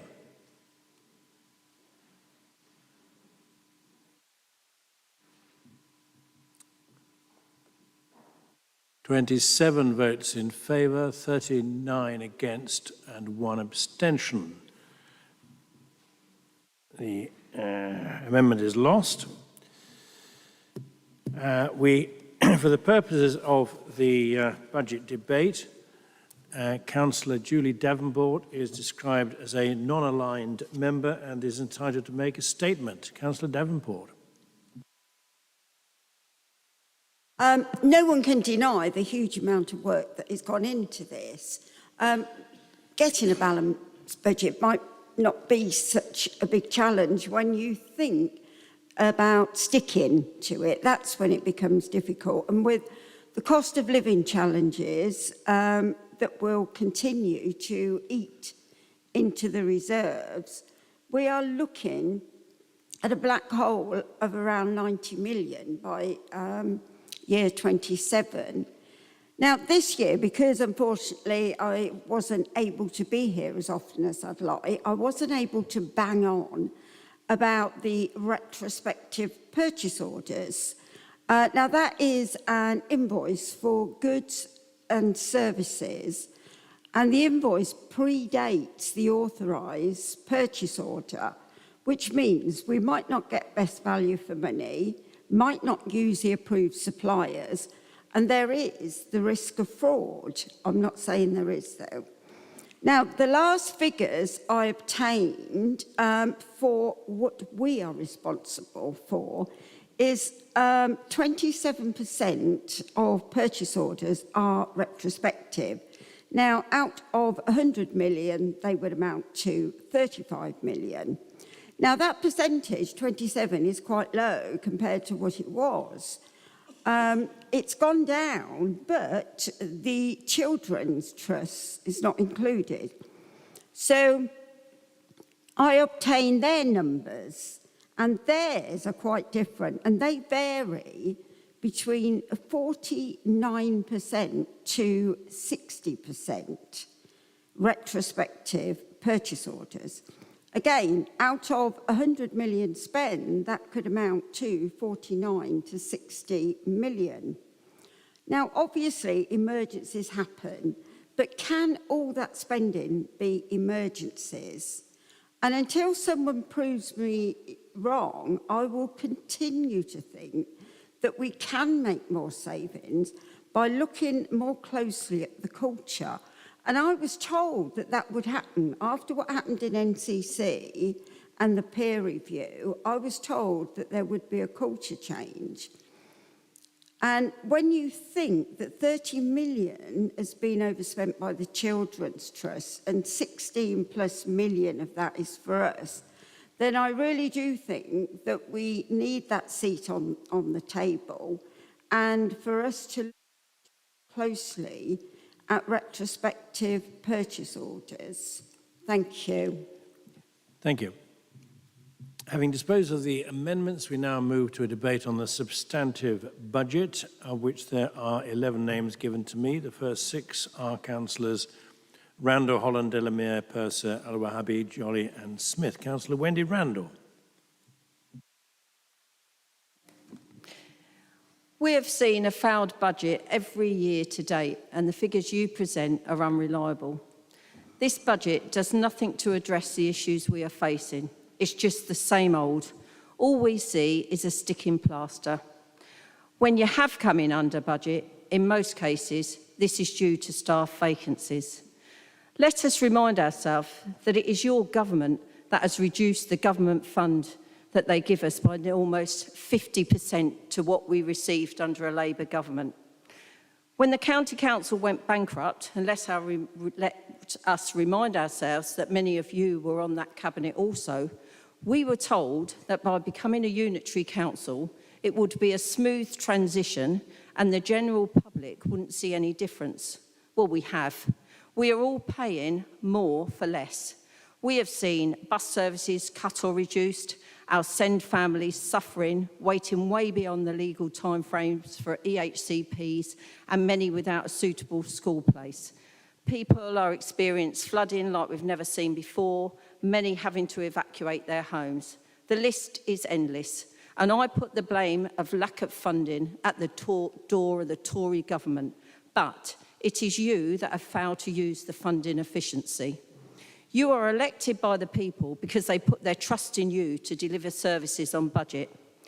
I look around the country at what other councils are doing to improve things for the people, and they are leaps and bounds in front of us. We have put in motions over the last year that have looked at ways of working more efficiently, but you've voted them down. Every motion we put forward was well thought out and costed. We gave you an opportunity to put people first and change the way we think as a council, but you voted them all down. All we see now is you selling off our assets to fill a hole caused by the Tories on every level. By becoming a unitary authority, it was supposed to be a cost saving, and I just don't see it. The Labour group, for reasons given, can't support this budget because neither we or the public trust this administration to deliver a balanced budget for the people. We therefore will be abstaining. And I really hope that people see that the only way for change is to vote Labour at the next election, where we will be open and transparent, engage with the public and take them with us on our next journey. Thank you, Chair. Thank you. Councillor Keith, Holland Delamere, and of course we're still on 2 minutes for these speakers, please. So just my comment is, sadly for my community where I live on Rectory Farm, over the last nearly 6 weeks, we've now heard the flood warnings from Binning Aquadrome going off multiple times. And I note in the budget there is the £4 million for flood resilience. I really do urge that we do crack on with some proper flood management projects that really alleviate suffering of that community. Thank you. Councillor Bob Purser. I'll make 3 points briefly. Most of our budget pressures are because the government has not acted on major policy areas. That's on housing, where they cut the investment in social housing about 8 years ago, and we're now reaping the benefits of that. It's in children's services, where they still haven't acted to deal with the market for residential placements. And it's on adult services, where we still don't have a national policy. So we have a very difficult position because the national government has not brought forward the measures that are required. Thank you, Chair. Thank you. Pardon me. Councillor Jamal Al-Wabi. Thank you, Chair. Our last internal audit rated our information governance only as satisfactory. It added there was a lack of effectiveness from our information management board and a key legacy split in the IT systems of the old borough and district councils.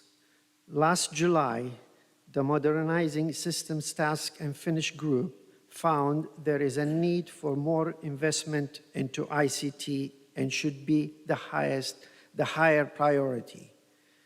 And it recommended that West Northant Council increase its spend on ICT with appropriate percentage to put in the budget annually. Cabinet welcomed, among others, this recommendation. As we look ahead, it's essential that we recognize these challenges and prioritize effective solutions. Our commitment to better governance, streamlined process, and increased efficiency would drive our actions. By investing in our people, embracing innovation, and building on firm foundation, we can elevate our impact and ensure to our customers benefit from improved sites and outcomes. But there is nothing in the budget about putting more money into IT beyond inflationary measures. Instead, WNC is looking for saving in this area. These include leaving vacancies open and offering voluntary redundancy to all IT staff. Don't say you're going to make ICT a priority and then don't. A council as large and with a legacy like ours is only as strong as its IT department. We need more investment on this sector. At the very least, I would have appreciated some percentage on ICT revenue and capital, which isn't here this time, but should be in future. Thank you. Thank you. Councillor Kuala-Jolly. Thank you, Chair. Oh, it looks like a bit of deja vu, this budget today, because we've got a room full of middle-aged Tories who are giving themselves a pat on the back for doing such a good job, really. We're actually, if you have a look, that the budget, percentage-wise, the budget goes to the Children's Trust and Adult Social Care. And the reason why it goes to those places is because of the lack of investment it has had previous years. So we rely on the private sector to fill the gaps. So they dictate to us the price. So that's why in those areas the fees have gone up. So, and if we invested and we didn't rely on the private sector, also, as a number of people have mentioned today, the lack of investment, potholes, mental health in children, the lists go on and on. But what is also really an eye-opener, the amount of money which we are spending on agency fees. So, and it's not just to cover sickness on holiday. And again, we rely on the private sector. So I don't know if you've got anything that you're investing yourselves or you've got some personal gain from it, but it just seems that there's so much money being invested. Thank you. Thank you. The next 6 names I've got: Councillors Smith, Stone, Davenport, Beardsworth, Harris and Meredith. Councillor Zoe Smith. Chair, a few years ago now, in the Borough Council, I gave a speech and made a comment when we had done a U-turn, or the then administration had done a U-turn when looking at whether to vote for a unitary Northampton, about what betrayal some councillors must feel within the administration, betrayal from central government and betrayal from their own MPs to help support and protect Northampton's heritage. And we were assured that going into the unitary, this would be a real key element of what we were doing. And now we're looking at a budget that asks us to sell off our own history as a town, undermine our mayoralty, and betray, once again, the people of Northampton and the history of Northampton. And that is really shocking. For those of us who come from long Northampton roots, I feel very connected to Northampton history. Once it's sold, we can't get it back. Years before I even became a borough councillor, we sold off the Kempka, or the then Borough Council administration sold off the statues of Kempka to build a new museum where we're now making redundancies and losing our history there yet again. So we really need to think about what we do with our history. Once it's gone, it's gone. Let's not once again betray the people of Northampton and betray our own deep-rooted connection to this town and its history. Thank you. Councillor Daniel Stone. Chair, one of the things that we are failing to do is look at the outcomes of all the decisions that are being made. So what we're facing is a housing crisis, a crisis with children's health, physical and mental, a cost of living crisis, rising poverty, and a rising sense of loss and loss of well-being in our residents. This budget is continuing along the same lines. I've got questions to ask about it. I want to know where the social value that we're supposed to be procuring is in the budget. I want to know where localism sits. I want to know why we are not following the money. We have a huge budget. I want to know where the money in our budget ends up. Whose private pockets is it ending up in? What offshore banks is it ending up in? I want to know where our money is going. It's certainly not going to help our local economy, help our local businesses, and help our local families. We seem to have completely given up on any notion of transformation. I want to know why. we were sold that idea when we became unitary. We are going to be transformative. I want to know what has happened to all of that. But there are some very, very serious questions that need answering. The Conservative drive for free markets has consequences. So we're paying fortunes where other people are making huge profits out of the vulnerability of our vulnerable adults and our vulnerable children. I want to know what the other consequences of that is. So nationally, there's a huge scandal to do with modern slavery attached to private services. So the way people are making profits is by exploiting their workers, undercutting our workers here, and treating people like modern slaves. I want to know, we've got a modern slavery policy.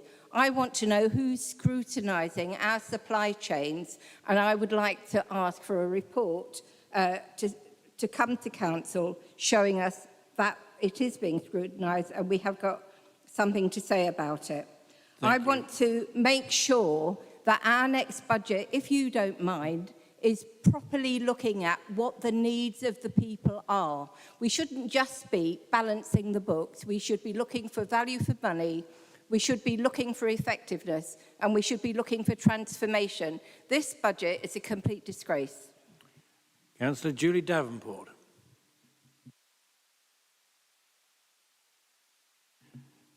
Thank you. Councillor Sally Beardsworth. Thank you, Chair. Since the cuts from central government, the people of Northampton now pay 73% of our monies that come in through their taxes. 63%. A lot of people are struggling. We're putting it at 4.99, nearly 5 this time. It's a real worry, and I know you all are worried about the Children's Trust. But I've told you before, you will not win with the Children's Trust until you go and spend money on prevention. Prevention of children coming into care is the only way to stop it. Work with families before they get into that situation where the children come into care. Now, I know we have lots of other children. We have a lot of children that come in when they're teenagers, going through different things. That was a reason we put forward the school counsellor idea, because they could actually help in those situations and maybe alleviate some of the problems before they got out of hand. Prevention has got to be the cure for everything. We're told health-wise that we have to look after ourselves so we don't have to go to the doctor, so we don't have to go to the hospital, and we'll have a better life. Well, that's true. But these children that come into our care need to have the care before this happens, to stop this actually happening, to get children into care. And we need to work closely with the Children's Trust to make that sure that happens. Social care, and I can remember when young Boris came into office and said, I've got a plan for social care, but we never actually heard what it was, or if it was workable.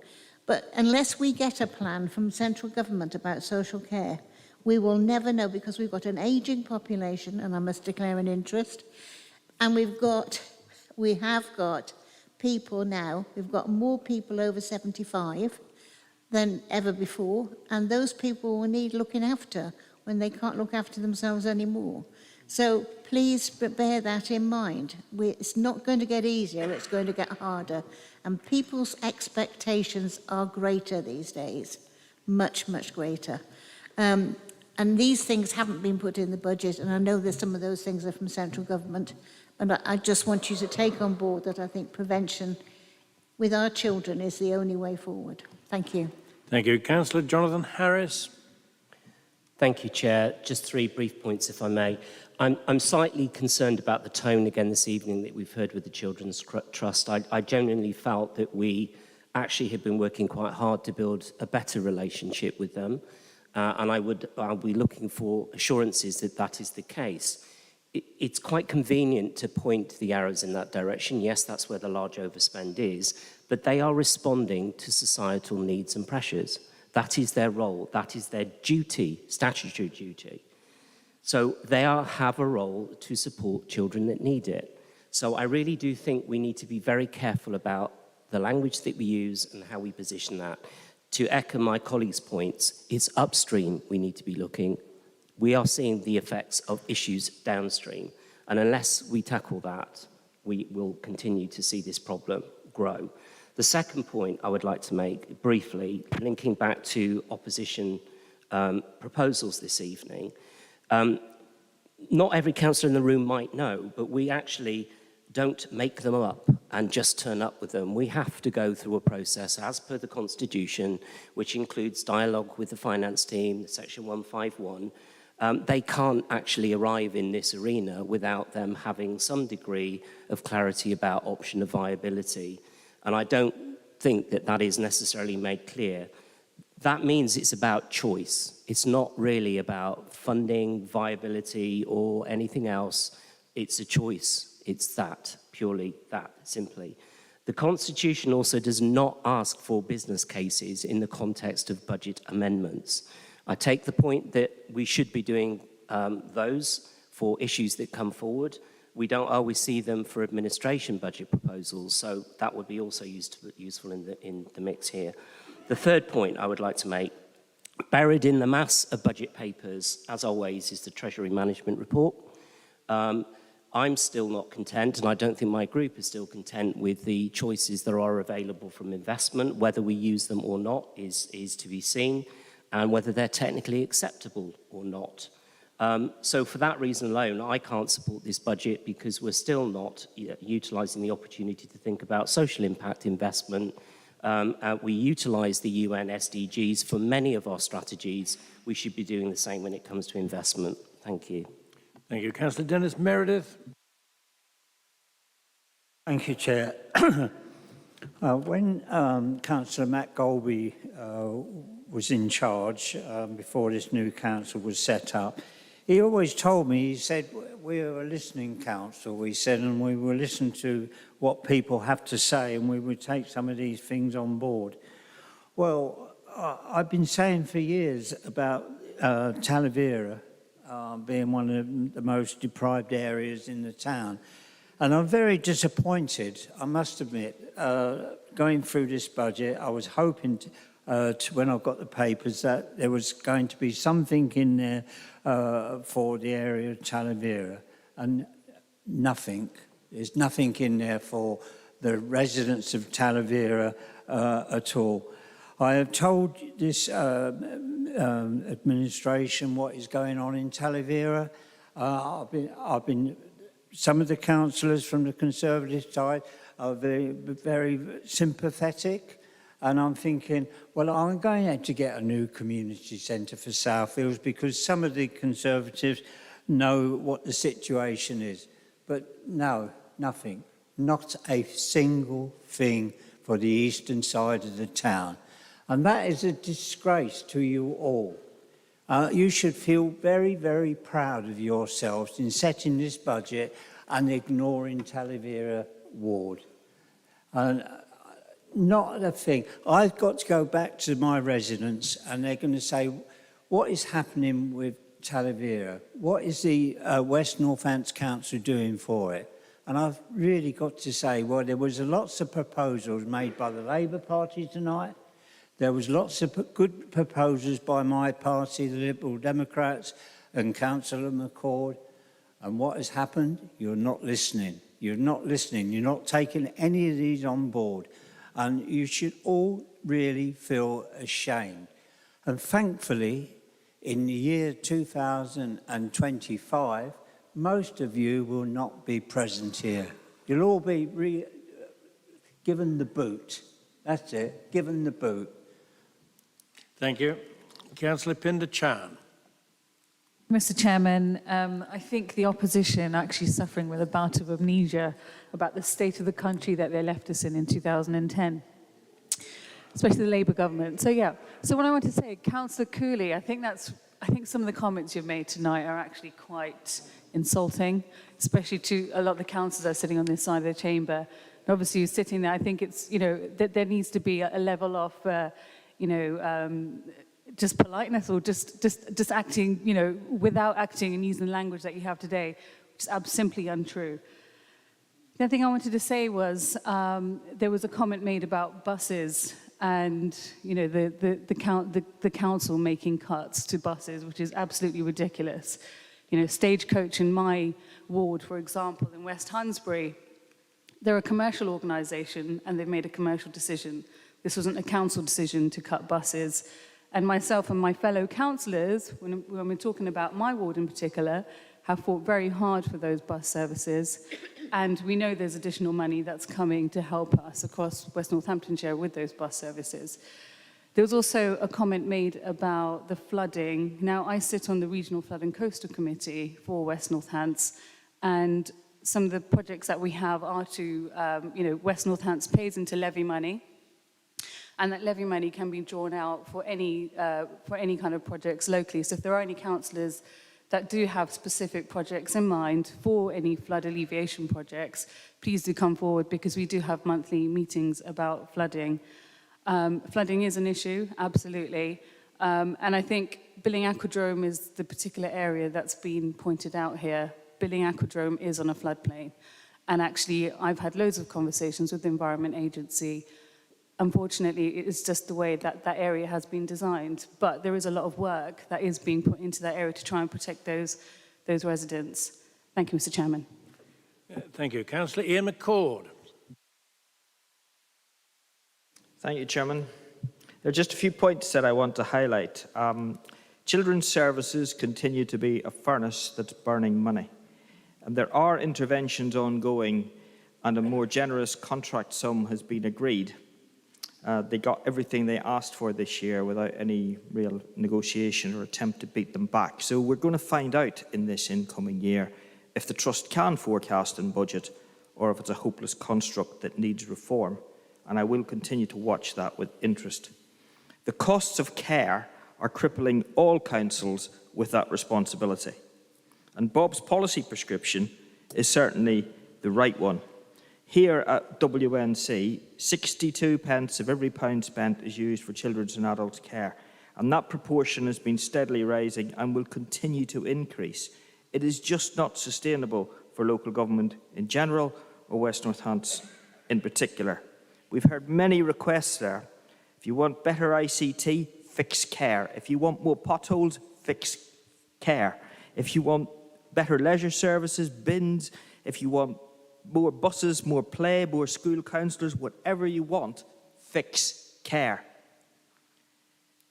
And local government in general, not just here, but in general, they're all in trouble. It's just the depth that varies. And Section 114 notices are being issued by all parties with so much regularity that, unlike when NCC did it and it was the national lead item on the news, it barely gets a mention. It's now commonplace. And for those of us, like myself, politically homeless, as we head into this general election, I want to hear which party will tackle that issue head on. The administration have once again put forward a budget which has no money in it for their central pledge of net zero by 2030. I'll support you on that, Jonathan. Our financial aspirations and our political aims ought to align. We still have no plan and no budget to make all their buildings net zero and the fleet net zero. And this is the third budget that I've raised this at, and each time the goal is restated, but the means to achieve it continues to be ignored. The government made some moves on new cars, and recently the Labour Party abandoned its 28 billion pledges on affordable. Yet that's probably less than 1% of the total required to decarbonise the economy. And the cost of these lofty ideas are dawning on folks, and it will be time to realign budgets with aspirations, or either fund it or drop it. Thank you, Councillor Adam Brown. Thank you, Chairman. I think Councillor Shahan's right. Amnesia reigns supreme on the chairs opposite. Not just amnesia, but an approach that comes dangerously close to defamation and a take it or leave it attitude to the Equality Act in places. But then that's not a surprise when the Labour group is led by someone who has a take it or leave it approach to the laws around local government and the procedures around local government. But more on that later, I believe. Back to amnesia. Failed every budget. We've balanced every budget since we've become a council. When Councillor Randall hasn't seen any savings, well, we set ourselves a savings target of £83 million, and we've achieved £90 million of savings. There's no transformation, apparently, according to someone the chairs opposite. Well, you don't get to £90 million of savings without a heavy dose of transformation. It's been happening since day one. It's all around us. If you only care to open your eyes and do the work to look at the evidence, then you'll see the transformation that's taken place. This is a set of councils that have come together and been utterly transformed. It was always going to be a lengthy piece of work. Look at any council that's gone unitary, whether it's in Cheshire, whether it's in Dorset, whether it's anywhere else in the country. It is a project that requires immense heavy lifting. We're not talking about a corner shop here. We are a £1 billion organisation. And the only thing that has become clear from the debate tonight is that the party opposite do not even begin to understand this organisation. They are not even close to being prepared to take the offices to which they aspire. And it would be a dangerous day indeed if they did get their hands on the levers of power. And when it comes to Labour motions, yeah, we've knocked them back. But that's generally because they're of such a low standard that they deserve to be knocked back. Councillor Cecile Irving-Swift. Thank you. I just would like you to ponder for a few minutes. At the beginning of the meeting, the chairman welcomed some students. They are all gone. So if we want young people to vote and to come to vote for the idea, I think it shows that we need to have better debate and less longer speech, and because we have lost the students who came here to listen to how good we were.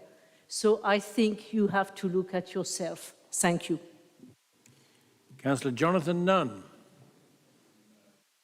Thank you, Chairman. The Deputy Leader has said many of the things I planned to, other than to say, Sally, we're all ageing, that's just a fact. But to continue with the Lib Dems, Dennis, wards are largely not mentioned within this. We don't announce it like a lottery that says this month, you know, Talavera, £1 million, East Sonsbury, 500,000. That's not how it works. The services are mentioned in here. I absolutely guarantee you Talavera is getting its fair share and probably more. There's absolutely no doubt about that. Just a couple of other points that I'll quickly respond to. There were many.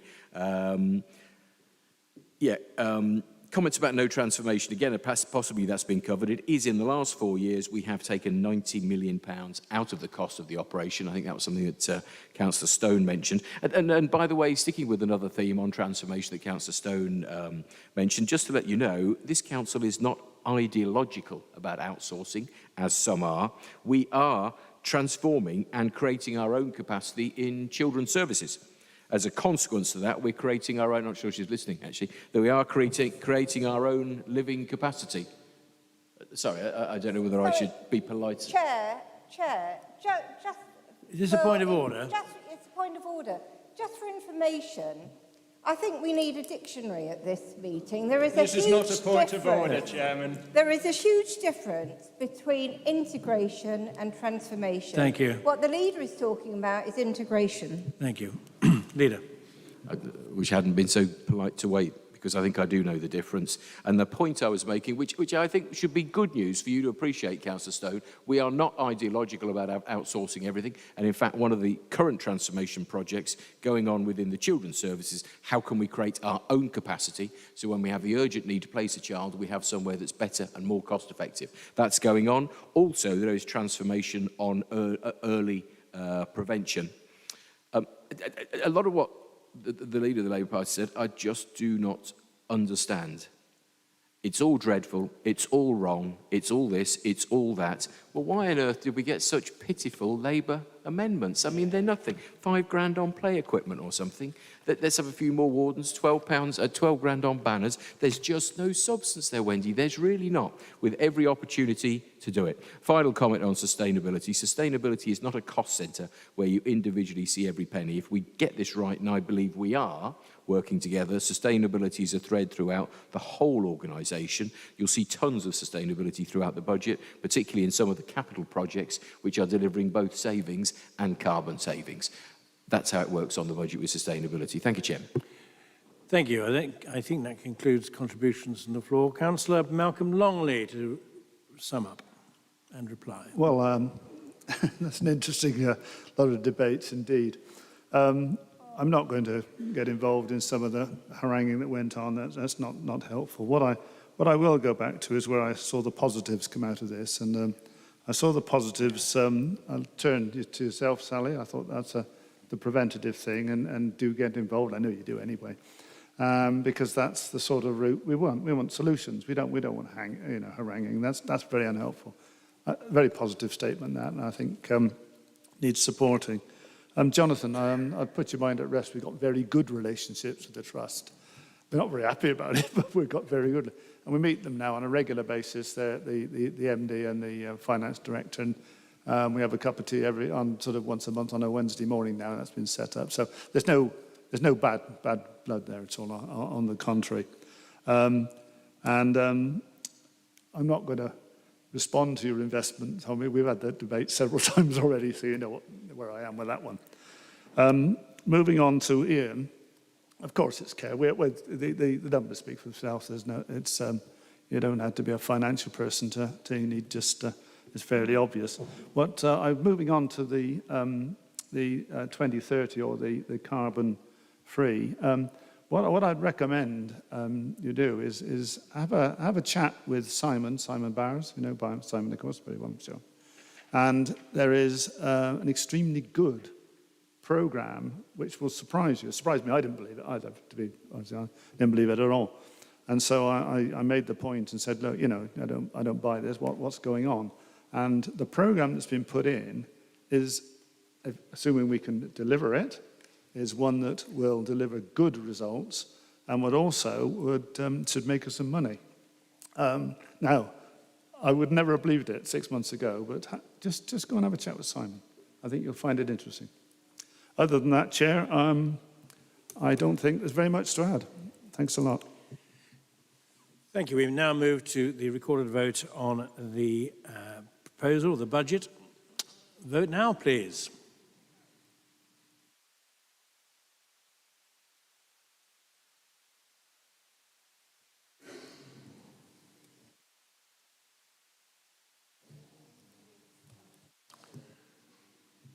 In favour, 49 votes, against 2 and 15 abstentions. So the resolution is duly carried. Thank you. Item 9, Housing Revenue Account Budget. Councillor Longley. Yes, Chair. I covered most of the points, I'd like to think, when I was. I deliberately put them into the budget, and if you look at the recommendations, I don't think you'll find there's anything there that hasn't been commented on already by myself, and one or two other recommendations near the bottom were really more of how we're going to deal with things. So I don't intend to add very much more to that. Thank you. Thank you. Councillor Brown. Thank you, Chairman. Second the paper and reserve my right to speak, please. Thank you. Councillor Bob Purser. Thank you, Chair. We have to support this, but the 7.7% increase in rates we have to do with a very heavy heart, because it's going to put an immense amount of stress on some of our residents who will face this. We have to ask, why is this increase so big? It's because of what happened to interest rates over the last 18 months. And why did the interest rates go up, Councillor Chauhan? It was Liz Truss, who was the Prime Minister, who crashed the economy. Who saved the British economy from the damage the banks did? It was Gordon Brown, who saved the British economy, and he saved the world economy. It's conservative chancellors who crashed the economy. So, I suppose the question has to be, who over on the other side voted for Liz Truss? And do you regret it? Yes. Councillor Hallam, yes, of course you would. And what a mess it's got us into. But I do support we do have to support this housing revenue budget and support all the hard work that goes in behind it. Thank you. Councillor Wendy Randall. Chair.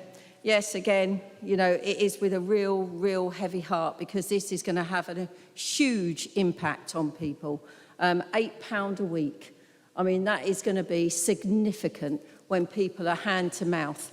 And, you know, and all we hear is, well, a lot of these are paid through a benefit, but there's also a lot that isn't.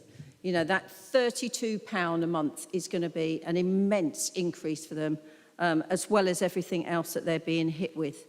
And let's not forget, we'll read this line, an average increase in housing rent of 7.7% in line with the government guidance. The government have brought around this. Your Tory government have created such a mess that we are now picking up. Every single council is picking up the mess made by your government. It's your government that are doing this to people, and it is awful.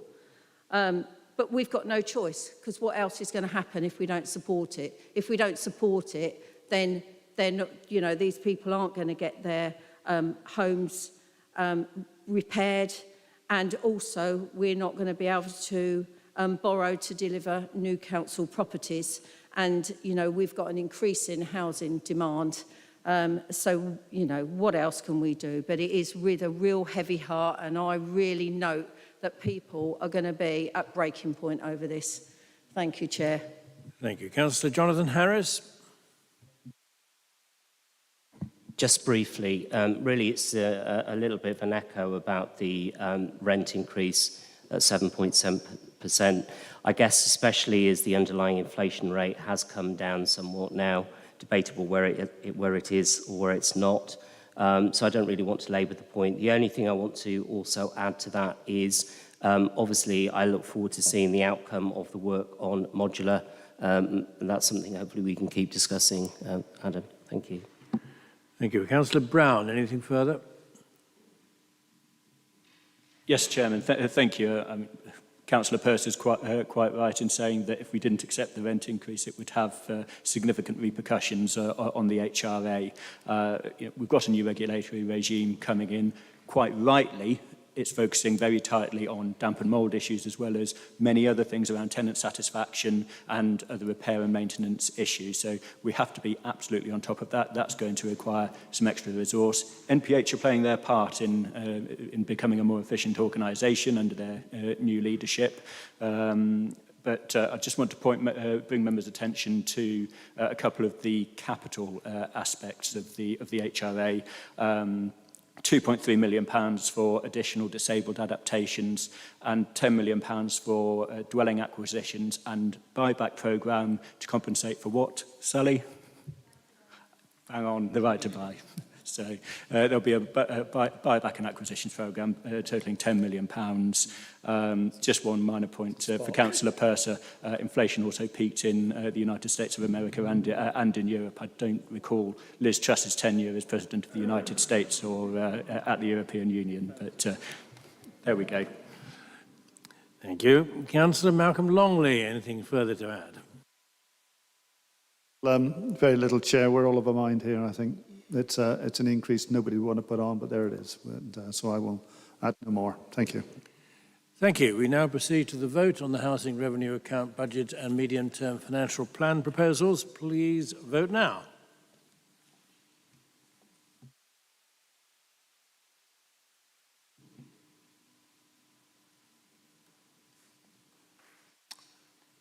We have 63 votes in favour and 2 abstentions. Thank you. Item 10, Council Tax Calculations and Council Tax Resolution. Councillor Longley. These, I don't intend to say anything at all on these because these are a matter of fact, and anybody's got any better ideas, let's have them. Thank you, Chair. Councillor Nunn. Thank you, Chairman. Very happy to second this. Reserve my right to speak. Thank you. Thank you. Councillor Wendy Randall. Thank you, Chair. Again, it is with a heavy heart that we are going to have to support this. You know, it's, again, you know, a huge increase. because it's not only just as people see the council tax, it's line by line. So we're seeing parishes or town councils put up their precept because they've taken on responsibility of assets that their own councils used to have responsibility for. So it's, you know, it's not, the police have put the Police and Crime Commissioner has put his up. People are saying to me, well, let's see something for it. So hopefully we will. Might be more police on the ground, but they're doing back office staff. So, you know, all those got cut. So, you know, still a lot of people are just saying they are not seeing the police. And I know you can shake your head, Councillor Smith, I'm telling you what I know. And I know how many police officers I used to see on the street. Just in Daventry, we used to have 6 PCSOs and we went down to 1. And we now have 2. And we sponsored one, which we're now not as a town council because we don't want to put our precept at any more than what we have to. So it is with a heavy heart that my group will be supporting this. But again, I know that this is going to have extreme difficulties on people paying. Thank you. Thank you. Councillor Bearsworth. Thank you, Chair. I'm hoping that with this increase that we might be able to get a few things done, i.e. the Kingsthorpe Library, which I'm still waiting for a completion date.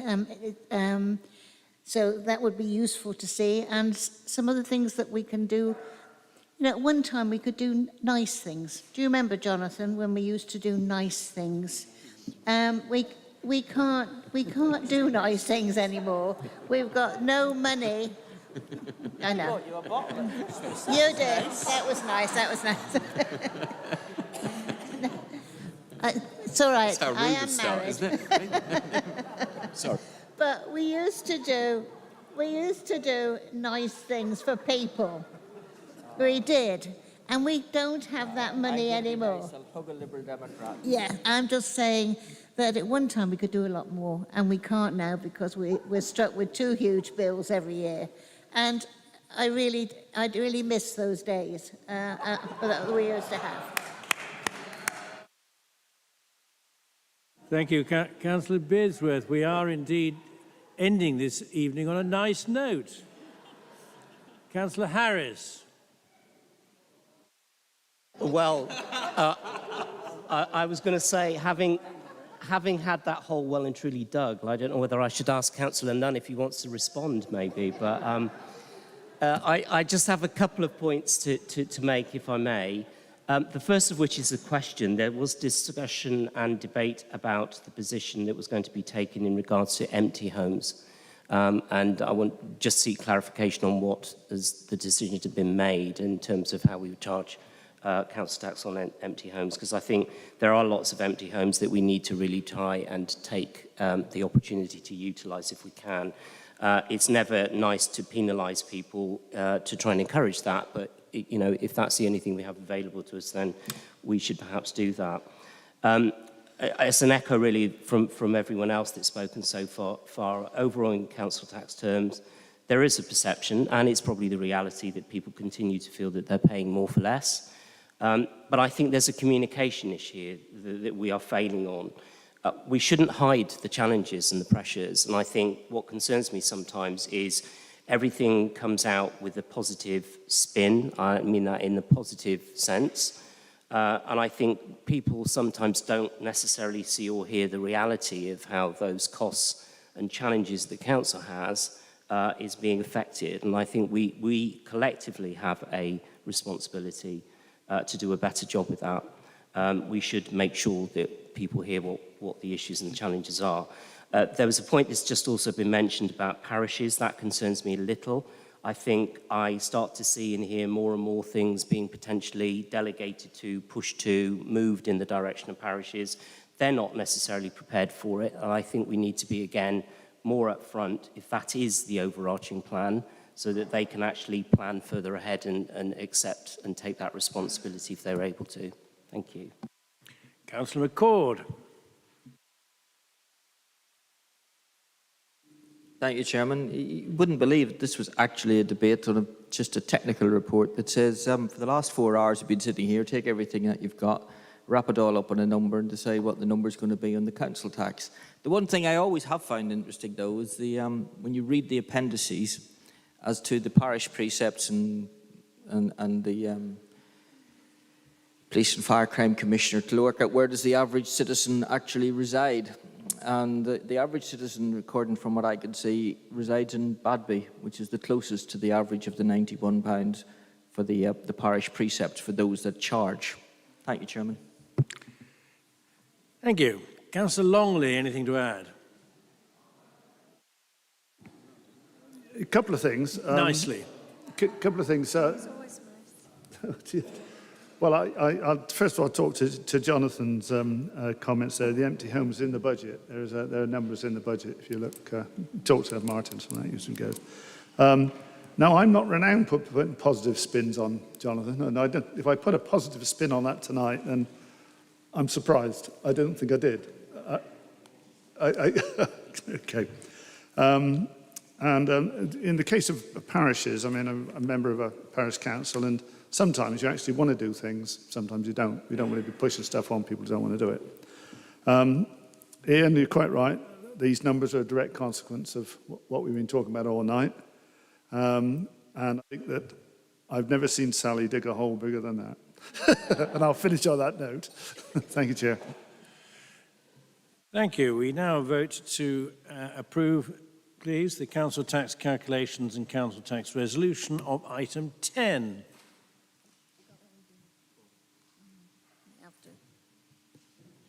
My screen's gone blank and it's reappeared again. 65 in favour and 2 abstentions, so that is clearly carried. Thank you everybody for their individual and group contributions this evening to this debate, which has ended timely at 9 o'clock. Look forward to seeing you at the next meeting. Thank you and good night.